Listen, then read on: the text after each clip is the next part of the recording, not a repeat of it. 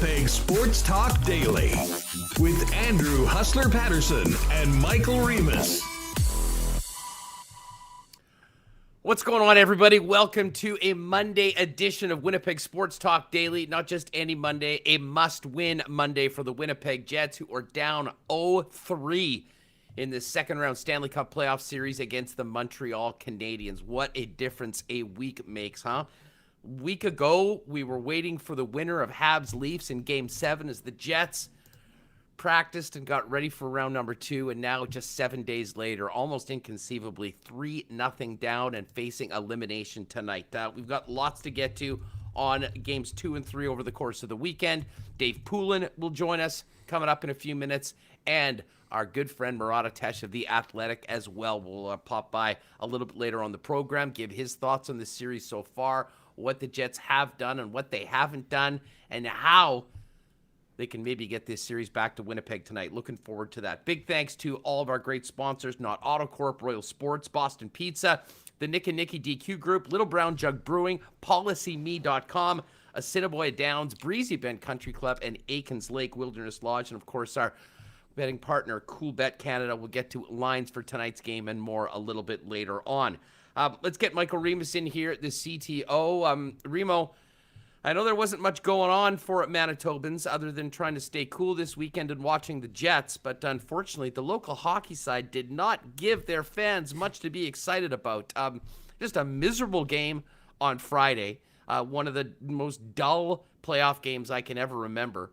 And then, kind of went from bad to worse last night with a 5-1 loss to the Montreal Canadiens, and now almost seemingly the exact opposite of the Winnipeg-Edmonton series. The Jets find themselves one game away from making tea times. Huss, how are you? Happy to be here. It is crazy to think the Jets can go from sweeping Edmonton to possibly being swept here in Montreal. I didn't see that one happening. We had talked so much, the Jets have the advantage, they're rested, they're playing well. I don't know. The Jets look like the team that just played a 7-game series, and Montreal looks like the team that just swept someone. We haven't really touched on the Friday game. I mean, I think you said it best on Twitter. I feel bad for the guy who's cutting the highlight package for that game, the 1-0 loss. The one goal, on a shorthanded goal by Tyler Toffoli, and Kyle Connor getting some flack I've seen for his back check on that play.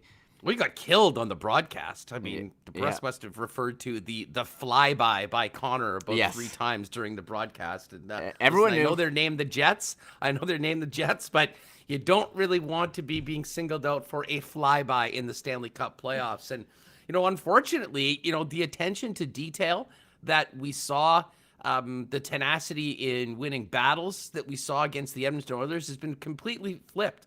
The Montreal Canadiens' sticks have been way better. They've been tougher on the puck. They've been in the right spots.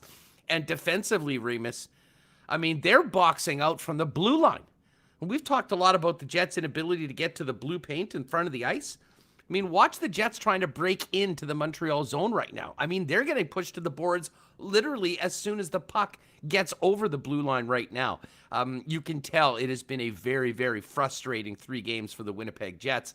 And listen, they'll have their backs against the wall. You would expect to see, a performance that speaks to their situation with their season on the line.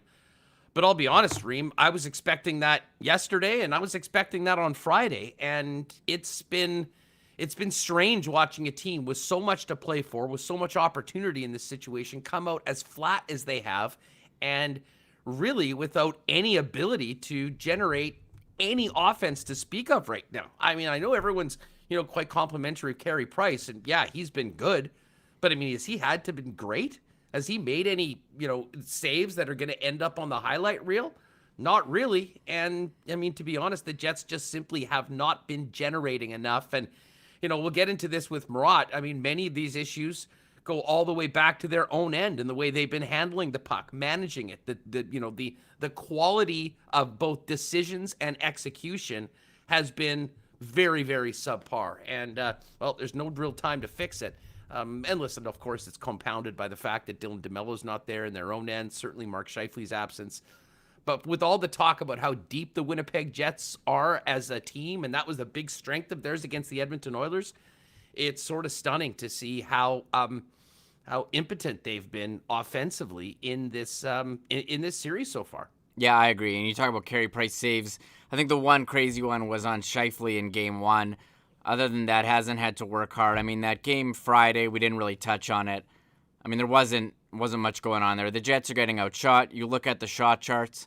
I saw Arpon Basu from The Athletic retweeted Michael Blake McCurdy, his chart.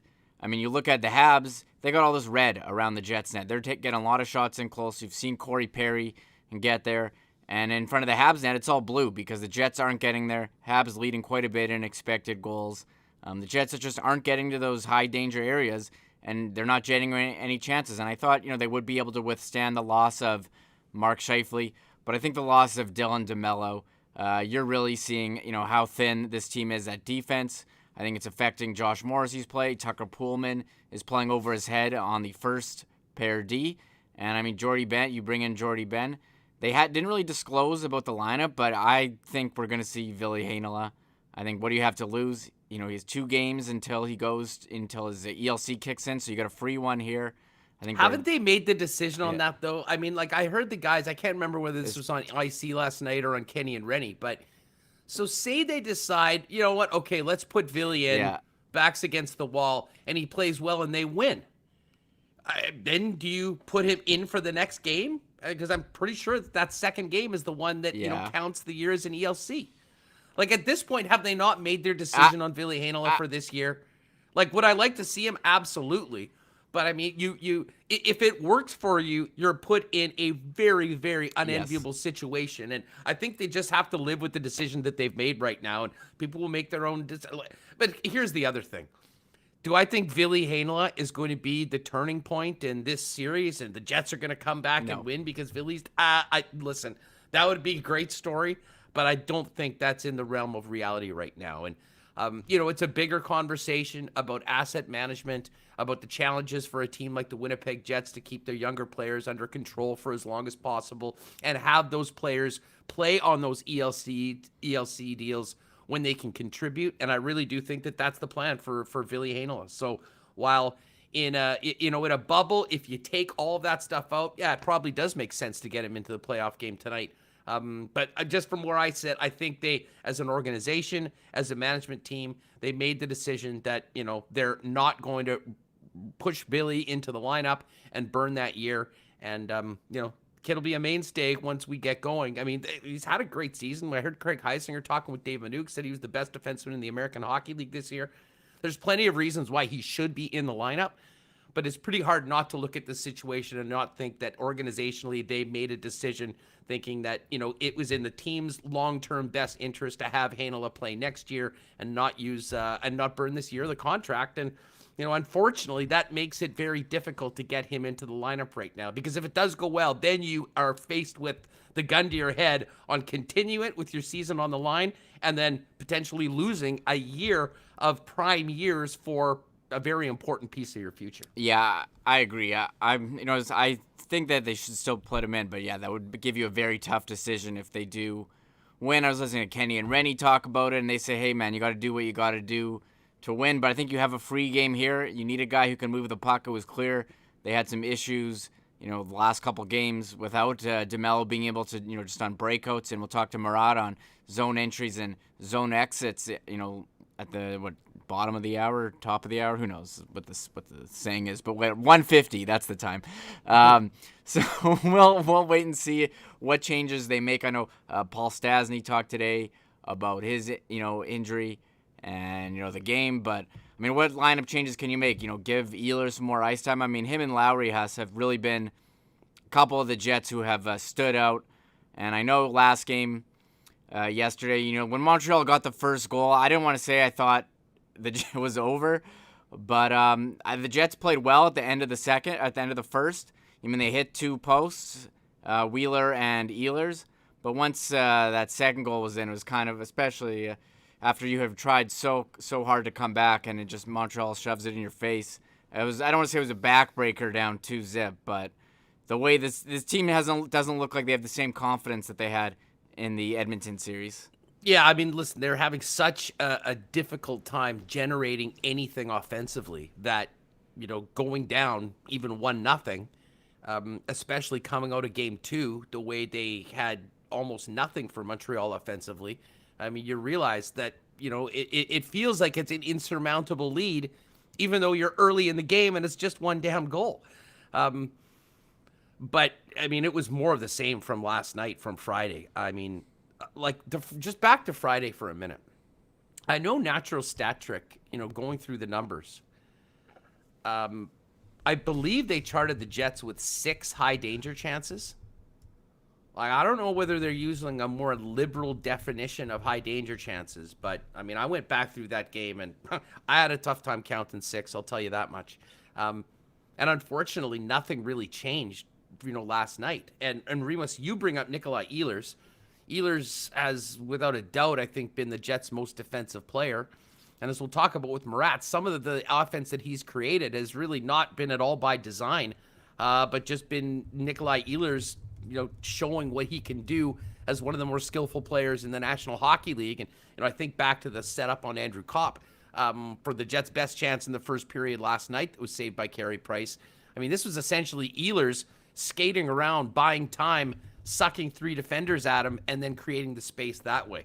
I mean, that's been pretty much it for offensive creativity from the Winnipeg Jets. And Remo, as Paul Maurice said today, this series has been played in the blue paint. Well, at least the Montreal Canadiens have been playing in the blue paint and benefiting from their work in the blue paint. And the Jets just simply haven't been able to get there right now. And when you lose the offense that they've lost from their lineup right now, you better be able to find a way to generate the quote-unquote dirty goals. You better at least get to those spots where you can score that way. And unfortunately, credit to Montreal and their defense for the way they've been playing, but the Jets simply have not been good enough. They haven't been able to compete hard enough in those areas, and it's cost them with a real dearth of any sort of offense, and a big reason why this team's facing elimination tonight. Yeah, and one thing we haven't touched on is, I think you texted me on the weekend that Patrick Laine was trending in Manitoba. I can only wonder why. I mean, so much of the focus. We talked with Jeff O'Neill on Friday. He's like, the one guy I'm circling, the one guy I want to keep my eye on is Pierre-Luc Dubois. And we've been waiting for him to step up all year. I think he hasn't scored a goal in like 22 games. Mike McIntyre has been talking about that. I think it's safe to say if you were still hoping for Pierre-Luc Dubois to show some flashes of last year's playoffs this year, that ship has sailed, if it didn't already sail a while ago. I don't know if he's hurt. I don't know what's going on. That doesn't change what I think about him in the future, but maybe we'll hear at the end of the season something's been going on with him because he's not the same player. He doesn't have that jump. I listened to Ken Wiebe compare him to like Blake Wheeler at the beginning of the season, so I don't know what the deal is. We will wait till the end of the year, whenever that may be, when they give out the laundry list of what everyone, all the injuries, that's everyone's favorite day when they give the list of the injuries. So, but I think it's definitely been disappointing, and people are saying, hey, we need goals where we could really use a top goal scorer like a guy like Patrick Laine. Well, no doubt, and yeah, I mean, it wasn't just here in Manitoba, it was across Canada. Laine was trending, and I think the patience for Pierre-Luc Dubois, which had been, I think, wearing somewhat thin over the course of certainly the last month of the season when the team was struggling and looking like they needed more from Pierre-Luc Dubois, has been running thin amongst Jet fans. And, you sweep a team in Edmonton the way they did, a lot of it gets quieted down. But as we said, coming out of game 1, after Mark Scheifele's decision, to blow up Jake Evans, earning the suspension, this was the time for Pierre-Luc Dubois to step up. And the pressure, the spotlight that comes with this opportunity playing in the middle, is what top star players in the National Hockey League have to expect. And unfortunately for the Winnipeg Jets and for Dubois, I mean, it just has not been happening. And it brings up a point about Ehlers in that, you move Dubois up with Wheeler and Connor and try and ride those guys as your top line, give yourself the best chance to score. Are they doing that? I mean, Nikolai Ehlers, I believe, he had 17 minutes last night. I mean, in a game where they're desperate to create offense. And I'll say one thing. Paul Maurice has to find a way to get him out more and in more situations to create offense, because the other guys that he's been leaning on haven't been getting it done. And there is no tomorrow. Remis, it's funny you bring this up, because I do think we'll see, Maurice maybe, really go to some things we haven't seen before, considering the situation the team is in. Sort of reminds me of Game 5 against Vegas back in 2018, and we all remember some of the moves that were made by the coach at that moment, including Andrew Kopp being benched, Toby Enstrom being benched. But it just doesn't seem like this team is deep enough with the injuries right now that, you could possibly see, 2, 3, 4 players come in trying to get a completely different look with the lineup. Yeah, I saw some people speculating in chat here, and I think Canadian Raiders saying, do you put Wheeler at center now? We've seen him do it in the past, because what you've been getting from Pierre-Luc Dubois is not number one caliber center. Do you stack the top line and go Wheeler, Ehlers, Connor? Because it's pretty clear, and I think it's been clear all season, Ehlers is their best forward. He's been, every time he gets the puck, you feel like he's going to do something. And, he needs to get to that power play one time. He needs to get that first line player ice time. So figure out how you can get that guy going, and then we will see. But I think the injury to DeMello, is maybe hurting them more than the suspension to Mark Scheifele, just because the depth that you have at defense isn't there compared to forward. And we also know is it at forward? Is it? I mean, that's what we think, but that's what we haven't seen it. Yeah, well, Paul Stastny is hurt. I do have the video of him talking. We can play that later. And PLD isn't the guy, isn't a guy who's worth trading Line for at this point. He's not living up to that. No, that's certainly safe to say, and that's been a big topic throughout this round against the Montreal Canadiens. All right, we've got Dave Poulin coming up from TSN Hockey. Really looking forward to that. Before we do that, I want to tell you about our newest sponsor, PolicyMe.com. Listen, no one wants to think about death, obviously, but COVID-19, I think, is a good reminder that the impossible can happen, and it's important to be prepared for the worst. Life insurance is exactly that. It's the security you need to know that your family's protected no matter what happens. Things are unlikely, but so is a global pandemic, and you need to consider life insurance, and thankfully, PolicyMe makes it easier. It's easy as it can be. No pushy brokers, no paperwork, upsells, personalized advice through the platform, answer a series of questions, and find out if you're improved in minutes. And most don't even require a medical exam. And best of all, it's all online. No paperwork, no phone calls, no awkward meetings or pressure. Featuring 3 real things: affordable rates, generally 10 to 20% lower than most insurers in Canada, an instant decision, and the easy, straightforward process. Find out more. Hop on PolicyMe.com. Incredibly fast, simple, and easy. And when they ask you how you heard about PolicyMe, make sure you click podcast. Royal Sports. The whiteout is not dead yet. Still lots of great whiteout gear. But I will tell you, I know a lot of soccer fans are excited for the Euro to get going on Friday. And Royal has always had the most incredible selection, not just of hockey, baseball, NFL merch, but soccer kits from around the world, including everything for the 2022 Euro. Pop by Royal Sports this week before kickoff, and get suited up with your the team you'll be supporting in Euro. And, of course, so many outdoor activities, fitness sets, bikes, disc golf. They've got it all over at Royal Sports. And, hey, it's DQ blizzard weather right now. Big shout out to Nick and Nikki and the Nicky DQ Northgate, Polo Park, St. Anne's, and Niverville. And a special congratulations to Niverville, who just got awarded an MJHL franchise. Drumstick Blizzard, way to go right now. Check it out at any of the 4 Nick and Nikki DQs.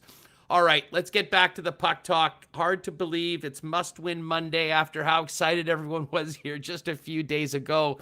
Let's welcome in our good friend Dave Poulin from TSN's Hockey to find out how we got here. Pooley, how are you?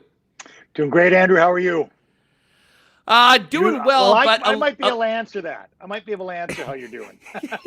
yeah. Maybe that was a rhetorical question.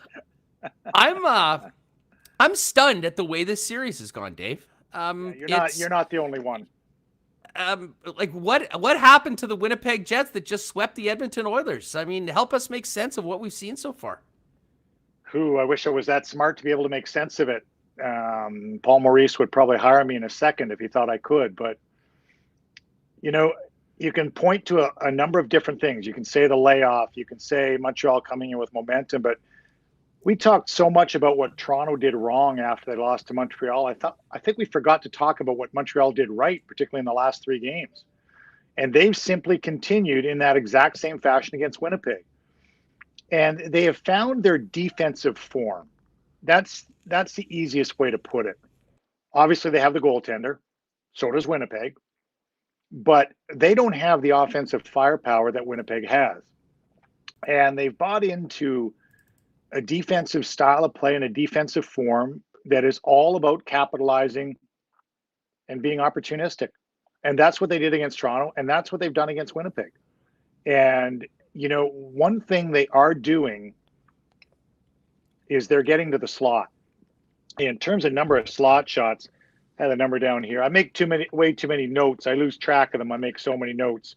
I think we had 42 slot shots in the first 3 games for Montreal, 23 for Winnipeg. So that's the high rent district. So Montreal's getting to the high rent district. Why is Winnipeg not? Well, part of it is because of 4 really big, tough defensemen on Montreal. And before they started in the playoffs this year, I said that there were a couple key factors if Montreal was going to have any success at all in the playoffs. And the factors dealt with both blue paint areas. So starting with their own blue paint area, Weber, Petrie, and Murat were so good last year in the play-ins and the playoffs against Pittsburgh and Philadelphia. And then essentially they doubled down. They went out and got another one of them in Joel Edmondson. And those 4 guys, obviously they're playing in front of a good goalie, but they make that a no fun zone. Like, it's no fun to go there.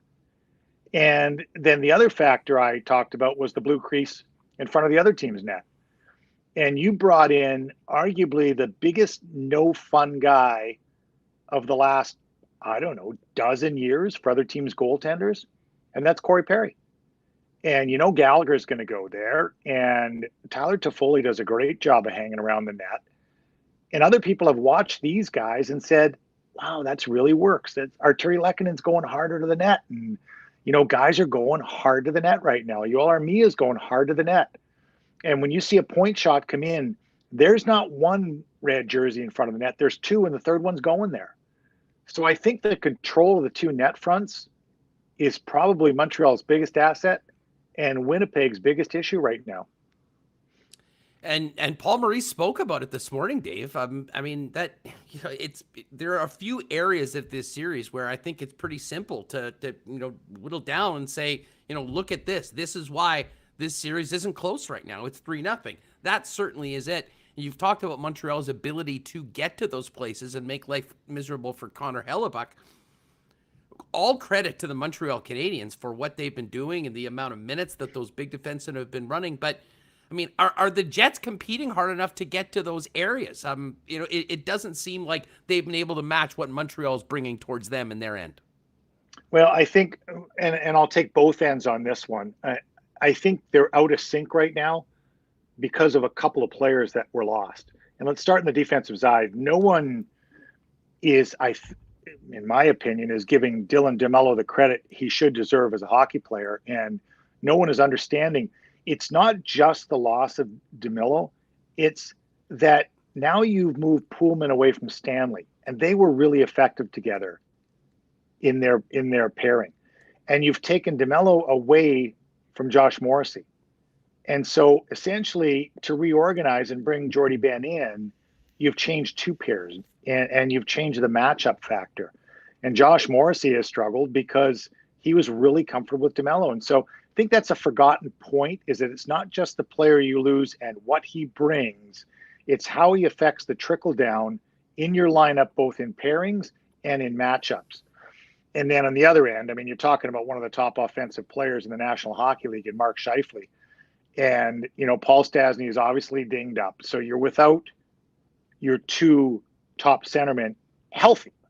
and it's affecting where and how the wingers get the puck. Everyone knows, the abilities of Blake Wheeler and Kyle Connor and Nikolai Ehlers specifically, but now look at the way you've had to break the lines up. We've talked in this program about, my favorite third line in hockey, but it was Kyle Lowry with Andrew Kopp and Mason Appleton, and you don't have that right now. And you're trying to play Kopp up in the lineup, and that's well deserved, and he's capable, but you lose him on that third line. And so it's just the trickle down. It's everything's happening because of the fact that you're trying to compensate for losing one of the top players in the NHL in Mark Scheifele. It's a great point, Dave. And we talked, last night after the game. We're 3 games in to this series. Adam Lowry and Nikolai Ehlers have been the 2 best Winnipeg Jets, at least up front. Ehlers played 9th, had the 9th most minutes, not really playing on the top line. And the Adam Lowry line doesn't have Andrew Kopp. I mean, would you consider going into this game, getting Kopp back with Lowry, playing those players more, maybe more along the, the numbers of a second line, and doing what you do to get Ehlers on that top line, play him as much as possible, and load it up to give your best players the best chance to make a difference tonight? Yeah, I'd certainly take a look at that. We've seen Blake Wheeler play effectively in the middle. Wheeler between Connor and Ehlers is something you have to consider. Ehlers is so electric when he touches the puck, and the excitement of being together might be a propeller as well. But then you're that third line is a really effective line at both ends of the rink, and you could play them in any situation. I like that because of the fact that at least you have one line that's played together and been together. And these guys they're NHL players. They can play with anybody, except they might play most effectively together. I like that thought. I really do. And then, you cobble together what's left with Paul Stastny and Pierre-Luc Dubois and, Vesalainen or whatever that makeup, Matthew Perreault be in the mix, maybe Perreault with Stastny and Pierre-Luc Dubois and that has to get it done. Dave, I think it goes without saying, when you're traded for a Patrick Laine, you come in with expectations and pressure.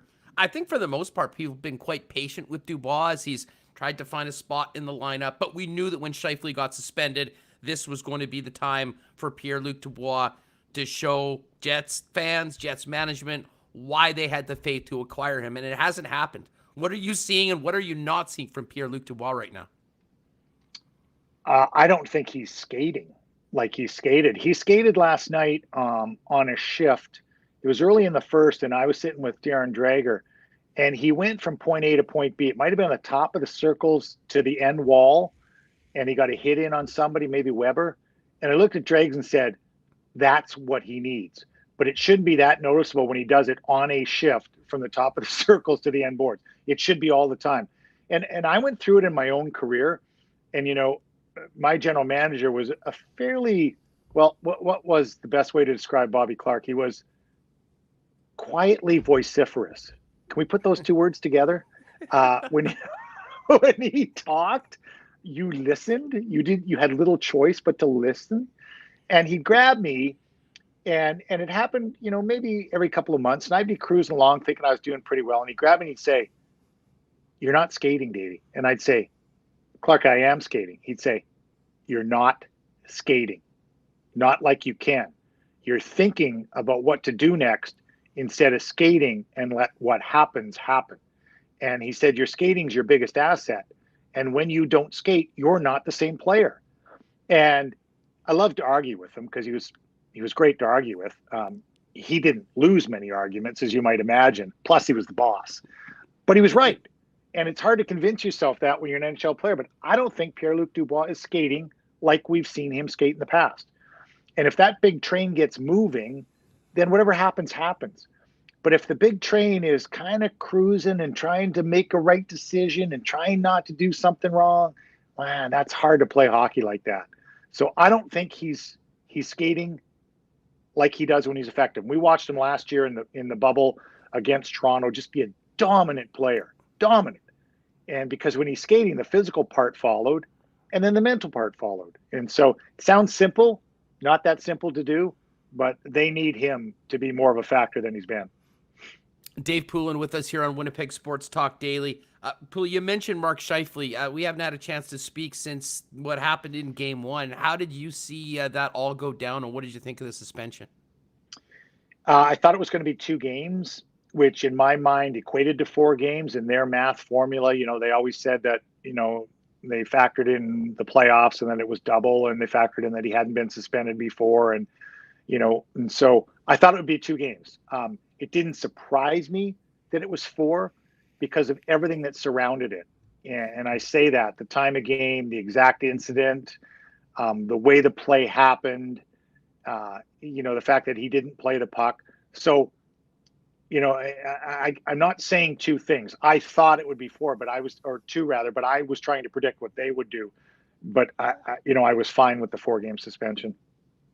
Yeah, it just seems like it's sort of deja vu for a lot of people here. I mean, we all think about what happened to the Winnipeg Jets in the bubble against the Calgary Flames when Scheifele got hurt in the first 5 minutes of Game 1. I mean, they came back with a nice performance and, got a win, but, they were done in less than a week. I mean, it was 4 games and over. And well, he's that important, though. I mean, he's that good a player. He's not one of the top scorers in the league every year for no reason. I mean, he's a really, really effective player. And, back to that hit for a second, the way I've sat in all the seats, right? I've sat in the coaching seat. I've sat in the management seat. I've been in a player's seat. The way I always try and think about that, number one, what if it was me? Or number 2, what if it was my guy? And, if that had been, pick a player, Nick Ehlers, who was rounding the net to tuck that empty net goal in, and he got wiped out by Philippe Danault on the other team or anybody, or Josh Anderson, the other team, Winnipeg would feel the same way as Montreal did about the hit. And so, that's the 2 side of the equation. I mean, you always, I think Paul voiced it. It's the flag that flies on your car. You're going to back your guy. But he's that good and that important. You didn't just lose a guy there. You lost a guy. Well, and unfortunately, it seems like they've lost a few more guys with the loss of Scheifele. I mean, listen, Kyle Connor can score goals. There's no doubt about it. But, when that line is playing without the puck, he's not very effective, Dave. And I will say this. I mean, he sort of got singled out on the broadcast for the flyby it was referred to on the 1 goal, the shorty that ended up being the difference in game number 2. But, players like Kyle Connor, Wheelers seem frustrated at times. Like the loss of that one player not only has kind of nuked that top line, but as you mentioned, all the changes that it has brought on, it's completely thrown the entire lineup into turmoil, Dave. And, unfortunately, for all the things focusing on the simple things, the fundamentals that they did very well against the Edmonton Oilers, it just doesn't seem like they're having anywhere near the success in this series against Montreal. Well, a couple points back to your point. I'm pretty sure, I'm not positive, you may get a call this afternoon, but I don't think I'm going to about the Winnipeg lineup. But I like our idea of forming the one line that is constant and everyone's there for. And that's the Kopp, Lowry, Appleton line. And then going from there with Wheeler and Connors playing together and giving them, the electric Nikolai Ehlers. But if you think about Connor's game, okay, he's good on the rush. And he's good in zone. He's sort of the rare combo player that can score off the cycle or can score on the rush. But where is he getting the puck? And when is he getting the puck? And that's why when I watch that line break out, they support each other so well. If there's the width of the ice available, they'll throw it wide. If it's not, both Scheifele and Connor will come to Blake Wheeler. And they'll come, make it a 8, 10, 12-foot pass. That support is there. Well, he's not getting the puck in the same places on the rush, and he's clearly not getting it in the offensive zone. Now, take it a step further and say, not only is he not getting the puck, but the other team is a little less worried because Mark Scheifele is not on the ice. They can focus a little more on Kyle Connor and a little more on Blake Wheeler. And so there's a combination that goes into the fact when you lose 1/3 of a top line like that is so, so in sync and knows each other so well. And you can't help but appreciate the struggle it is when you lose that player that makes your game so much easier. Dave, I did want to ask you about a couple of the other things in the playoffs, but just, if you're Paul Maurice, you're going into, a game where there is no tomorrow if you don't win. It's been pretty clear what the issues have been for the Winnipeg Jets so far and what they haven't been able to do. What's the message other than obviously, embrace your back's against the wall and all those raw things? As far as tactically, I mean, is this a matter of, just simply paying the price and, dealing with a little bit more lumber from those defensemen and getting in front of Carey Price? Or is there something else the Jets, the message to this team is start with this and then we can go from there? Yeah, it would be a 4-letter word, and that's play. That's what I would write on the board. They all know how to play. They're all there for a reason. And listen, when Montreal was down 3-1 to Toronto, no one thought they had a chance to come back. No one. Until Game 5 started. And it was about 10 or 12 minutes into Game 5, and I was watching what Toronto wasn't doing and what Montreal was doing. And I remember saying to the guys, because we sit and watch the games together for the panel, right? We've got Jeff O'Neill and James Duthie and Darren Greger and myself. And we sit together and watch the games. And part of the makeup of our panels is the discussion that goes on through the game. And early in the game, I remember saying, guys, this, I've been in this seat before. This isn't good for Toronto. Because Montreal, through the first 10 or 12 minutes of the game, was like, we're still here and we're not going anywhere. And that's what Winnipeg has to do. Play. Don't overcomplicate things. Just play. Go hard to the net. And you talked about simplifying. It is simplifying. But every one of them can play and worry about the first shift. And then worry about the second shift. And then worry about the third shift. Don't worry about the 5th game or the 7th game. That's not a concern right now. And as simple as it sounds, that's how tightly you have to break it down in order for it to work. Dave Poulin's with us here on Winnipeg Sports Talk Daily. Vegas right back in this series with the Avalanche. I mean, people were crowning the Avs champs after game number 1, Dave. Interesting how this is gone. And, I'll bring this up on a point because we're speaking about this Winnipeg-Montreal series, which is incredible. I believe it was our old pal Frank Saravelli that grinded this stat out. 5 times there's been a team that has swept the first round that has gone in to play a team coming off a 7-game series. The team that swept has yet to win a series. And right now we're seeing the Vegas Golden Knights and the Montreal Canadiens, after 7-game grinds, look pretty darn good against teams that had a week to rest, or more than a week to rest and prepare for them. What gives? I thought this would change this year because of the pandemic and because of all the different ebbs and flows. Like, through this last year and a half, the season has stopped. Then it started again. Then it stopped. Then you were affected by someone else's schedule and you had 6 days off.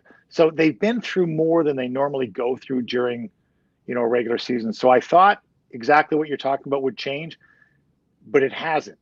And, I'm smiling thinking about Vegas because I actually picked them to go all the way this year. And, and I didn't actually alter even when they were down 3-2. Then in the second game, they totally dominated Colorado and lost 3-2 in overtime. But that's a really good team. And that's a battle-hardened team. And you think back to the conference finals in their first year when we were all together in Winnipeg watching that series, and we couldn't believe what they were. Well, they're way better now than they were then. They're way, way better now. Guys like Mark Stone and Max Pacioretty and guys they've added, Pietrangelo. I mean, that's a really, really good hockey team right now. So I expected it to go deep. I expected them, to beat Colorado. And, I don't know about the rest versus continuing to play. Coming in the first game, Montreal was fine against Winnipeg. Vegas was horrible against Colorado in that first game, was 7-1. And so there's no real formula. It's a coach's nightmare to have that much time off, how much time to give the guys, what to do during that time off. It's just there's no right answer, and you're feeling your way through. But I thought the pandemic would have changed things a little bit to where guys would have been able to handle time off better.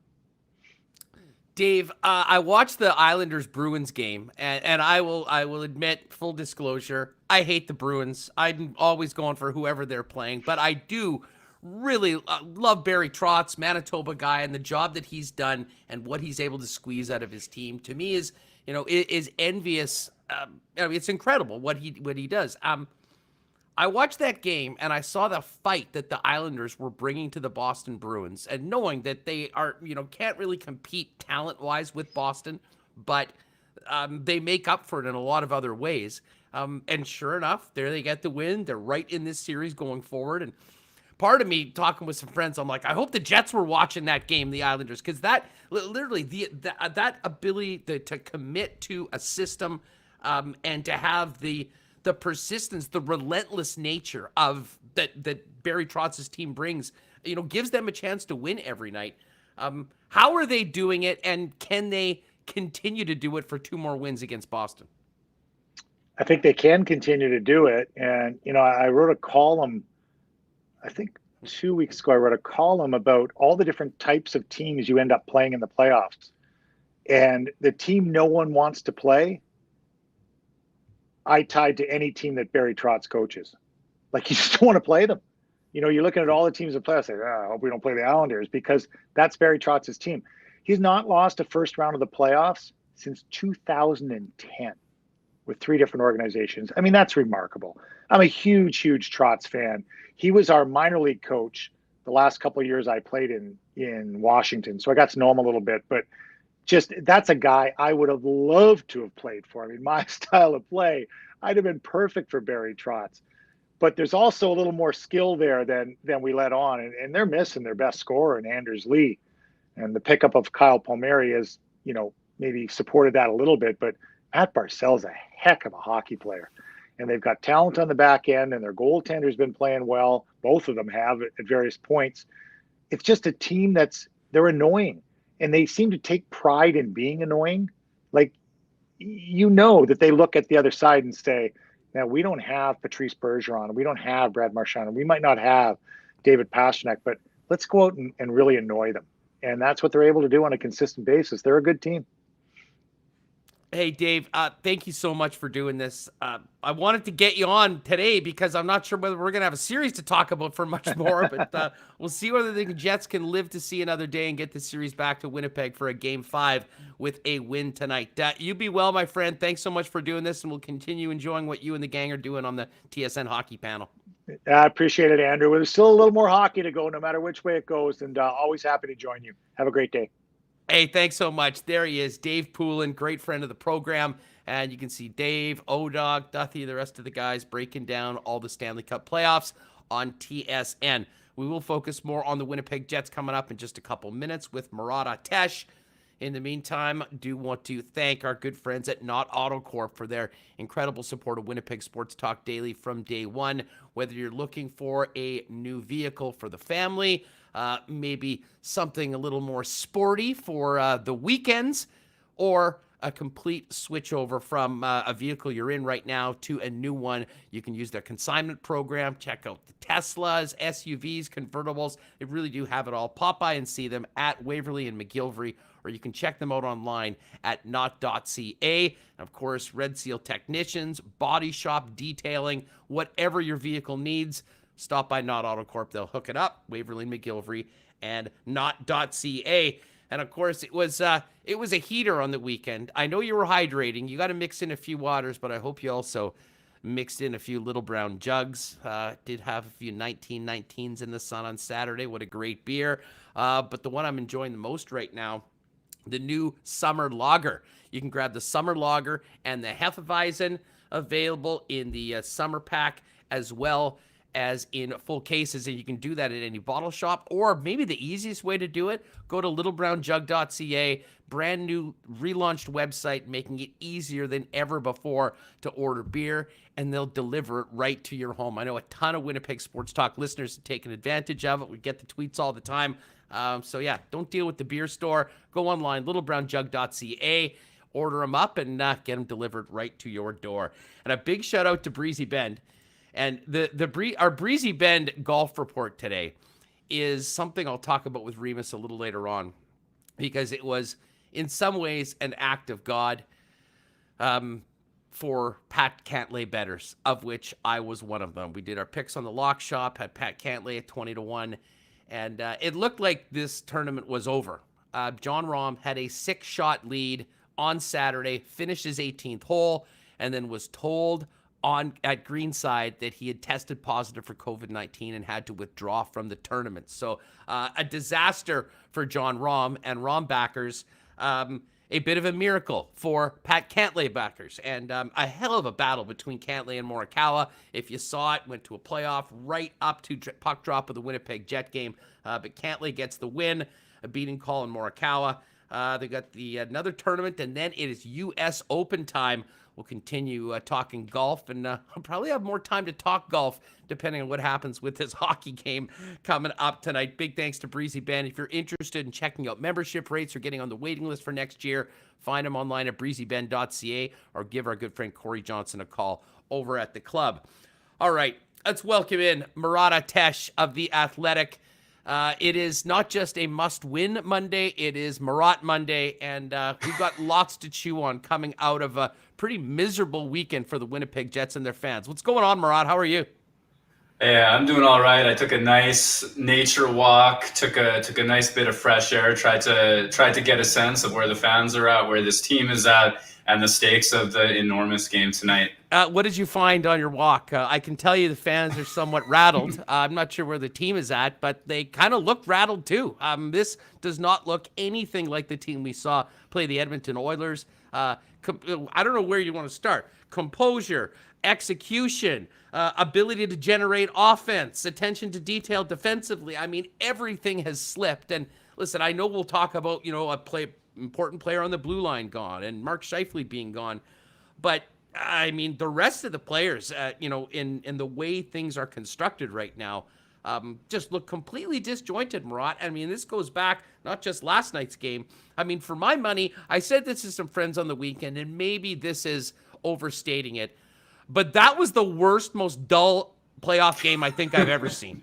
Like, I racked my brain trying to think of a game, and then to turn from that game to the Vegas-Colorado game, that was like a completely different sport. But back just the situation and what we've seen from the Jets, because the list is long of things that aren't going well for Winnipeg right now. Yeah, absolutely. It is funny. I don't disagree with you about especially Game 2 Friday night. I mean, I honestly think, and this is not because the bar is low. This is because the bar is high. But that was the worst playoff game I've seen that the Winnipeg Jets have been a part of since the time that I've started covering them. And I think that that's a reflection more so of the fact that we've been treated to some quality in 2018, quality again, mostly against the St. Louis Blues as well. That was dull, and it was not dull because it was a masterpiece. I'll say that. For me, in terms of what's going wrong right now, it's funny, like, I agree with you in that it's a little bit of everything, right? Winnipeg looks a step slow in its puck movement. That comes out of their breakouts. It means that, they're attempting breakouts before Corey Perry's goal last night to open the scoring. If you are willing to rewind past whistle after whistle after whistle, Winnipeg failed 6 consecutive zone exits. 6 consecutive. And then Corey Perry's goal mercifully brought them out of that. And for me, that's a sign that Winnipeg's a step slow in their own end. They're a step slow with their puck movement. They're a step slow with those decisions. And whether that's personnel, whether that's execution, whether that's game plan, whether that's Montreal is just so fast and so smart and so well prepared, it's not working. It is certainly not working right now. And I know that Paul Maurice said today that entries and exits, the way that he has them counted, are roughly even in this series. I asked, well, how do you measure that? Is there a sense of quality that goes along with that? I mean, because I watch, and when I see the Montreal Canadiens blue line, I see Winnipeg attacking it 2-on-5, 2-on-4, 2-on-3, 3-on-3 at best sometimes. And then when you get a really good scoring chance, say Andrew Kopp's one-timer in the first period last night, it's because Nick Ehlers made a special play, drew 3 defenders off to him, and then was able to make that pass to Kopp in space. Or Kyle Connor made a special play passing through the neutral zone, stretching for Blake Wheeler early on in the period as well. And it seems to me that it takes a special moment as opposed to a systemic flow of play for Winnipeg to have that opportunity. And I know I know that the story of the series is Montreal's gotten to the blue paint, Winnipeg has not gotten to the blue paint. That's where the goals get scored from. You saw that with Artturi Lehkonen's second goal with 5 Jets on his back. He's walking away. I think he had 4 opportunities, or maybe somebody else whacked one off the post right before he scored. That's where the goals get scored from. That's where Winnipeg needs to get to. But to that line of thinking, I urge to consider, how do you get to the front of the net? You can't win a face-off in the neutral zone back to your own blue line and then tell the 4 guys who don't have the puck to go crash the crease, right? You have to get the zone with possession of the puck, either because you dumped it and recovered it, or because you skated it across with possession. And the Jets are skating at that line 2-on-4 far too often. There's no blue line activation because the puck movement started off so poor when the breakout began. And they're certainly not turning Montreal Canadiens defensemen, winning the puck, finding ways to create the zone time, even a few seconds of it, that actually justifies the net crash. Because you can't go there unless there's a reasonable expectation that the puck will get there too. It's a great point. Let's focus on Ehlers for a minute. Well, actually, 2 players. For my money, the 2 guys that have been dangerous and creating things are Nikolai Ehlers and Adam Lowry. And the Lowry, Kopp, Appleton line, when put together, has been so effective in both ends. I mean, there has been some offense that's come with that. I mean, if it's me, and Paul Maurice sometimes hesitates to do things, but then does big moves when the team's got his backs against the wall. Look at the 2018 Game 5 lineup and the guys that came in and out of the lineup. And they're not those real options for tonight. But I will say, I'm putting Kopp back with Lowry, and I'm playing those guys as one of the top 2 lines and getting them out more. And the other thing, you mentioned Nikolai Ehlers. I mean, in a series where there is no offense being created, you simply need to get Nikolai Ehlers out in more opportunities, more than the 9th highest ice time on the team. I get Ehlers on that top line, whether that means moving Wheeler to center, whether that means changing things. Like, I don't think things, we'll talk about Dubois in a minute. He does not seem to be a solution right now. To me, Lowry line together, play them more, and get Ehlers up on that top line and ride those guys as much as you can, because there's no tomorrow if you do not win this game tonight. Yeah, I mean, Nick Ehlers, there's no real conversation about who Winnipeg's most dangerous forward is right now, and it's Nick Ehlers for sure by a mile, creating chances for himself and for others. Winnipeg outshot Montreal 9-2 with Ehlers on the ice at 5-on-5 last night. That's a flow of play reserved for Ehlers and whoever his line mates happen to be on any given night, especially in a series where transition is such a slog for Winnipeg, where they're not getting entries in the traditional way. And certainly, like you mentioned off the hop, I mean, Dylan DeMello, his loss hurts. Shifley, his loss hurts. It goes on like this. But Winnipeg doesn't have that puck movement except for when the puck is on Nick Ehlers' stick. And that's what leads to offense right now. So for me, it is absolutely about maximizing the amount of time that he plays. I mean, it is a do or die on the precipice of being swept. And Winnipeg's in a situation where it needs to identify who its literal best player is. And that's Nikolai Ehlers right now, and maximize that. And if that means that Blake Wheeler is at center, so because Dubois hasn't worked, Paul Stastny, we don't know what percentage he's at, and certainly he didn't look great in his first game back, then so be it, because Ehlers needs those minutes, to my point of view. You got to play your top guns. Or if that means that Blake Wheeler ends up as the second line right winger and Nick Ehlers is on line 1, I think that's the state of the union right now. Wheeler has had a good playoffs. He's done some good things. He is not Winnipeg's most dangerous player. And I don't think that the Jets, in terms of their deployment, seem to have realized that, or especially when you see him not play on the top unit power play that immediately gives up a goal against and a penalty. That really kills the momentum as well. And you've got Mason Appleton on there. You've got Stastny back from injury. I think that's a major issue. Kopp, Lowry, Appleton for me. I mean, that's one of those, I guess, dance with the ones that got you. I can't remember the phrase. That's a little more old timey than I know. But you're dancing with who brought you. That's the one, right? I mean, it's tried and true. I know Perreault has had success on that line early on in the season. When Kopp was playing up, that line was still very good with Matthew Perreault there. But I do understand the desire to know that those guys generally get the job done. And you don't have to treat them as a top six, bottom six, which you've pointed out before, I know. I mean, Winnipeg, when those guys are playing well, do look like a top 9 team. Even if guys like me, I categorize them as a checking line often, they can create. And Adam Lauer is your series leading scorer for the Winnipeg Jets, which is a problem, but also a reflection of what he can do.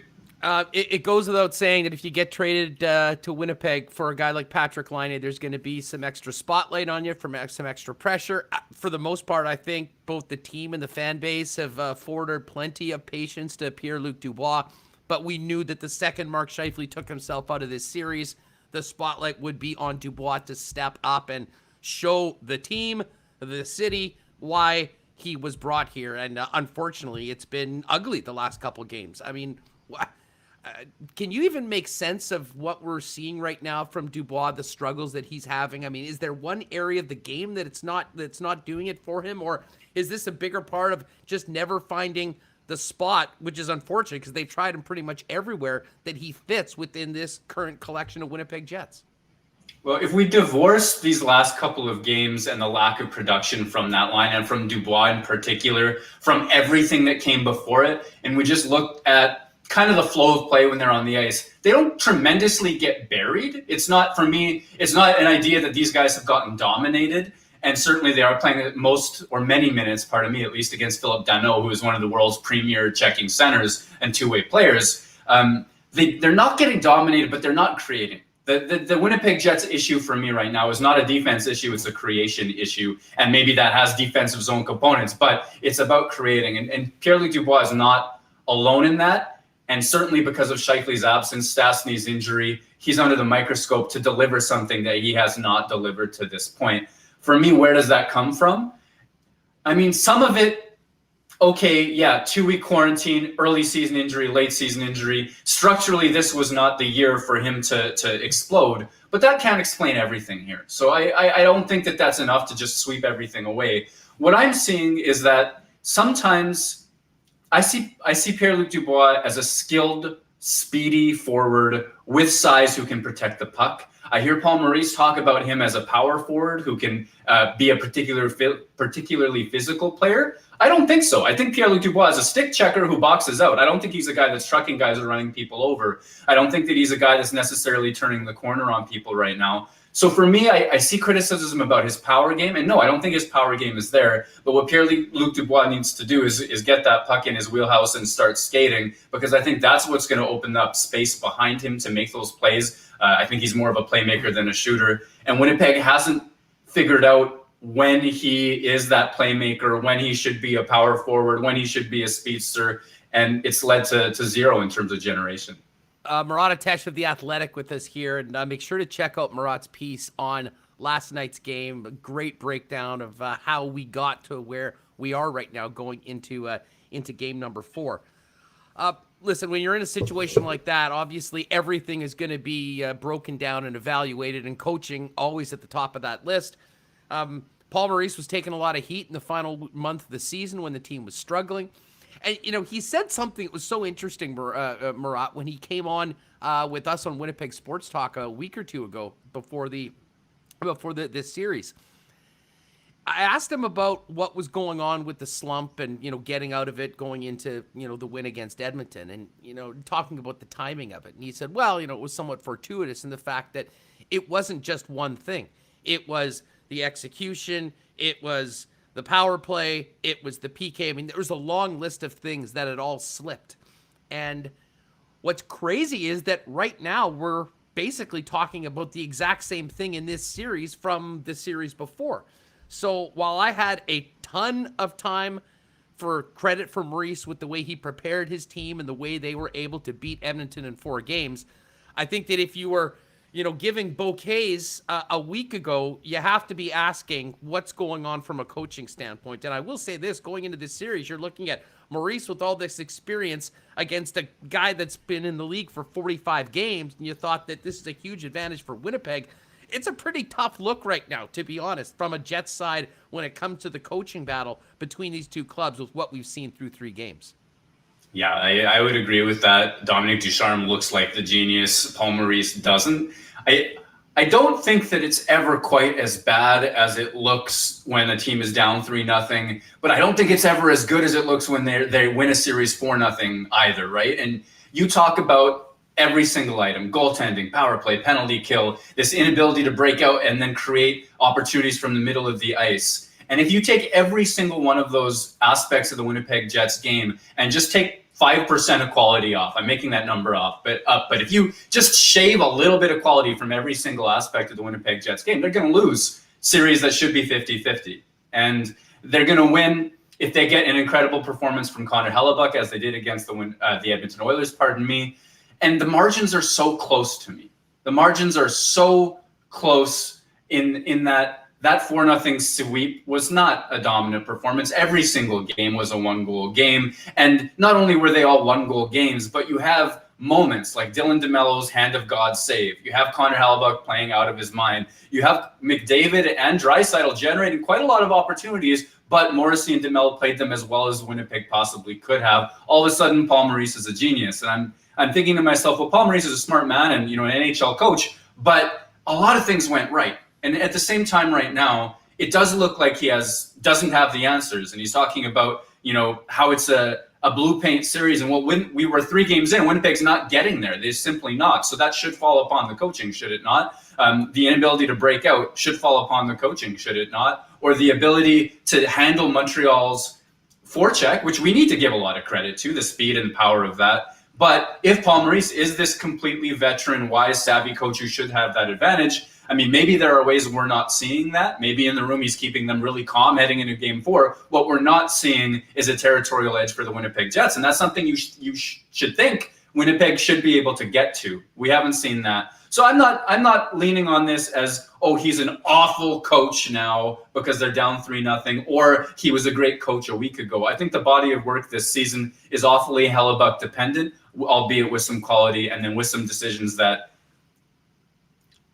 After that monologue, I got another one for you, Huss. I don't blame him for Dylan DeMello's injury. I do think it was a little bit astonishing that it took them so long to get to Morrissey and DeMello over the course of the season. The numbers were all there. The process was all there. I do think it was a bit astonishing to see Nathan Beaulieu play with a torn labrum on the top pairing when other options were available. I think it was a little bit astonishing to see Ville Heinola called up from the taxi squad to the Jets, or from the Moose initially, and then remain not playing. He went more than a month without a professional game. I don't think he's the answer now. I absolutely do not. This is not a free Heinola moment. However, if he was going to be, it would have been a situation where he was played and put in the lineup a little bit more often when that playoff spot was locked up. So there's plenty to point to. Yeah, I as far as Ville Heinola goes, I have to think that they made a management and organizational decision that it was in the best term of the Winnipeg Jets to not use this ELC this year. That's the only possible reason, considering the roster that they had, the defense that we're playing, to not get him in more games. And now I get the argument, hey, your back's against the wall. What do you have to lose? Put him in tonight. And listen, would I like to see him? Sure. But then what happens if you win? And then you're gonna not play him until now, and then play 2 games, potentially lose that year of the ELC. To me, Murat, this decision was made before. And listen, I've got a lot of time for the Jets, being strategic with the way they use their assets, and I think there's certainly an argument that an extra year in the prime of a young defenseman on an ELC will be very beneficial to a team that needs to maximize everything they can get out of every contract for the Winnipeg Jets. But, they've never really said, and I'm not sure whether they ever would admit that it has to do with the contract. I know that's a tricky situation, but it's hard not to, I think, feel that way, knowing what's been happening on the Jet blue line, the fact that he was there, the way he's looked when he has been in the lineup. But the time is not tonight to go back on that decision. No, I don't think the time is tonight either. And I don't think that, call it the rhythm of getting in and not getting in, call it just where he's at in his development. I'm not sure. But he wasn't defensively dominant when he played. He showed his great puck movement, and the numbers are not in favor of him being, the stalwart shutdown answer. There are some skills that he has that Winnipeg could use if he's at his peak. So I don't think that that's it. But what you're saying actually reminds me that we need to consider management's role in this situation as well. Because if it's about the ELC, then Kevin Cheveldayoff post-trade deadline, after I believe fairly strongly that he thought he had a deal for a veteran defenseman that did not happen, and Jordy Ben was kind of his effort to make sure that there was some depth coming in after the big fish fell through. I think that's my interpretation of the events now.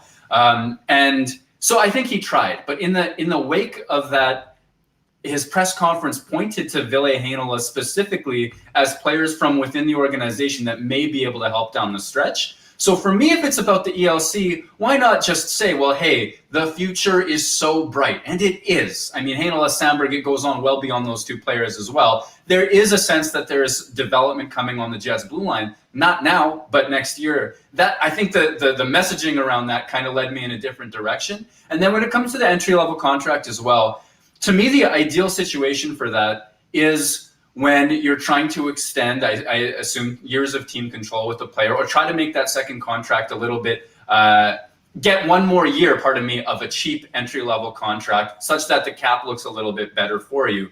I'm kind of wondering to myself now, though, if a 1 year older version of Ville Heinola with a little bit more experience before he starts that ELC makes his second contract a little bit more expensive than it otherwise would have been. Like, I think that there's a little bit of room to go back and forth on whether, and I'm not saying I know that that's true, but I'm just saying there's a little bit of room in my mind to go back and forth as to which is actually the best play long term.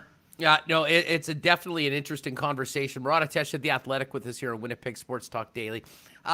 You're in all the Zoom calls, and we hear, and listen, sometimes it's tedious, and I know it's probably not fun for the players to go after, disappointing losses and have to face the media. But I have to wonder. I mean, Friday's game, the Jets came to the podium and almost to a man said they liked the game. They thought they were better. And I'll be honest, I'm sitting there going, did we watch a different game? I mean, I was reeling from spending 3 hours of my life getting through that hockey game. And we're sitting here talking about, there was a lot of positives going in. And even last night, too. Like, are they speaking their own truth? Is there a different reality right now? Or is this just a focus that, we're going to stay positive no matter what? Because you certainly do hear from a lot of fans going like, this makes no sense. This is not real. And questioning the accountability of players when they say something that kind of flies in the face of what everyone's eyes has just told them from watching the actual game. Yeah, I'm not sure how to interpret that one either, because I relate to your experience of Game 2 very much. We're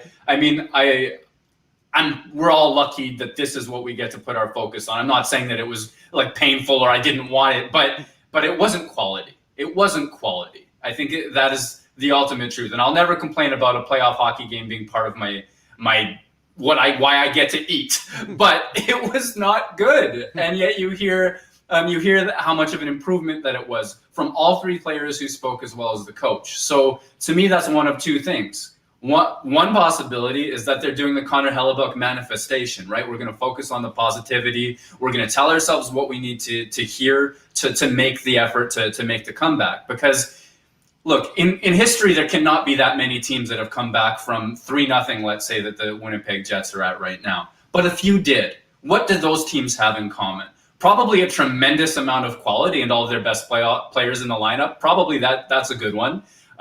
Maybe they had dominant regular seasons or things they could point to, but they also probably didn't give up on themselves. So Winnipeg has, as long as they can stick to that, maybe they get the bounce, maybe they get something for momentum. I get that sort of manifesting from a certain perspective, and I understand why that would drive a fan nuts. And then the other possibility to me is that maybe they just really fucking hated how they played in Game 1. Maybe the bar was very low. That could be. I mean, it would have to be pretty damn low for it to be a big step forward for it into Game 2. And the thing about it was, Murat, that, and I guess why, and this is just me, but I mean, I would love to hear a guy, specifically the captain, I think Blake Wheeler, stand up and say, at once, you know what, that wasn't good enough. That was unacceptable, and really sort of make the challenge to the rest of the team that, you know, we need to step up. We weren't good enough. And we didn't hear that. And unfortunately, they sort of played like that in game 3. I mean, we didn't see anything change. I was on with you on OB yesterday before the program, which was a fun chat with Kelly. And, you know, he said, what do you expect to see tonight? I mean, what I expected to see was a team that went out. You know, listen, you can talk about the effectiveness, you know, what you're able to create. I thought that they would come out and show that their will to compete would be better than it was in game 2. And I didn't see that. And considering the situation that the hockey team was in going into game 3, having lost the first 2, that was really disappointing. And then the minute the Habs got that 1-0 goal again, it just seemed like, here we go again. This is basically going to be game 2 2.0. And listen, a few more got in for the Montreal Canadiens. They were able to generate a little bit more, and Connor Hellebuyck wasn't able to save it all. But from a Jet standpoint on the other side, it really was more of the same, Murat. Well, honestly, it was. We were talking about it, and I remember game 2, Winnipeg had a mini push to start, right? And it was 5-1, I believe, in shots in favor of Winnipeg to start that game. And, you know, I'm tweeting, you know, it's 3 or 4 minutes into the game. Well, wow, this looks like a much better Winnipeg team. After that, Montreal goes on a 5-1 run of their own and then takes over, right? It was too little of a push, of asserting Winnipeg's game on the Montreal Canadiens. There wasn't enough to lead to that goal that was going to turn the tide of the series, or of that game and the series. And then game 3 for me is more of the same. I mean, you can point to the zone exit issues, all that sort of stuff, but you're right. I mean, not only did Winnipeg not come out flying, it was 21-10 in shots when Winnipeg got its first power play of the game in the second period. Like, this is not a team throwing everything that it has successfully. Like, I don't know how to question will, because I'm not in their heads and I don't know. I guess one of the things that has always stuck with me, Blake Wheeler and I sat down in 2019-20, was the year following the St. Louis loss, and he said, don't treat losing like a character flaw. Criticize how we play from as much as you want. Leave the character out of it. And I've tried to honor that. So I don't know. And I'm not saying that's what you did. I'm just saying, like, I feel afraid to say that I know what the will is. That's all. That's what the point. Well, no, listen. I mean, I'm not saying that I do. All I know is that we did not see a response. We did not see the response that a team really needs to have to get back into a series. And you know, and listen, if we don't see anything tonight, we'll be talking tomorrow about a team that was 4-4 in the playoffs, and ended up at 500. Started off well, ended up really poorly. But I think, you know, listen, you can lose, but, you know, go down giving swinging. It. Yeah, exactly. And listen, maybe this is the challenge that Montreal is facing right now, and they, you know, as we've discussed, haven't really figured out the answers.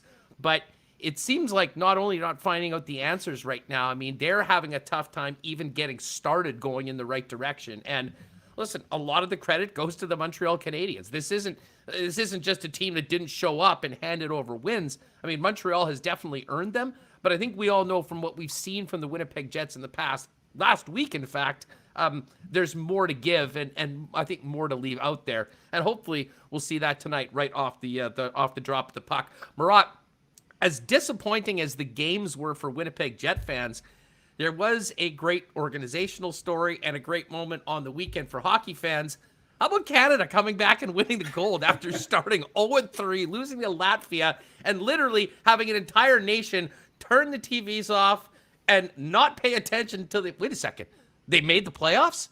They came back and beat Russia? They're in the gold medal game, and then to do it the way they did. I mean, just incredible for Canada. And, of course, Jet youngster Cole Perfetti adds another great note to a pretty wild year for him. I mean, I cannot imagine all of the hockey situations that Cole Perfetti has been in the last year, from being projected to go in the top 5, probably 5th was the average, I think, a Scouts consensus. Winnipeg snags him at 10th. Okay, now he's going to take it personal, like the documentary says, right? And he goes out, tries to prepare himself for a season not knowing what he's going to get, whether it's going to be OHL, AHL, NHL, that's all in question. He has a terrific World Juniors. Yeah, that falls short in the gold medal game. I'm sure that's a dream that almost came true after being cut the year prior.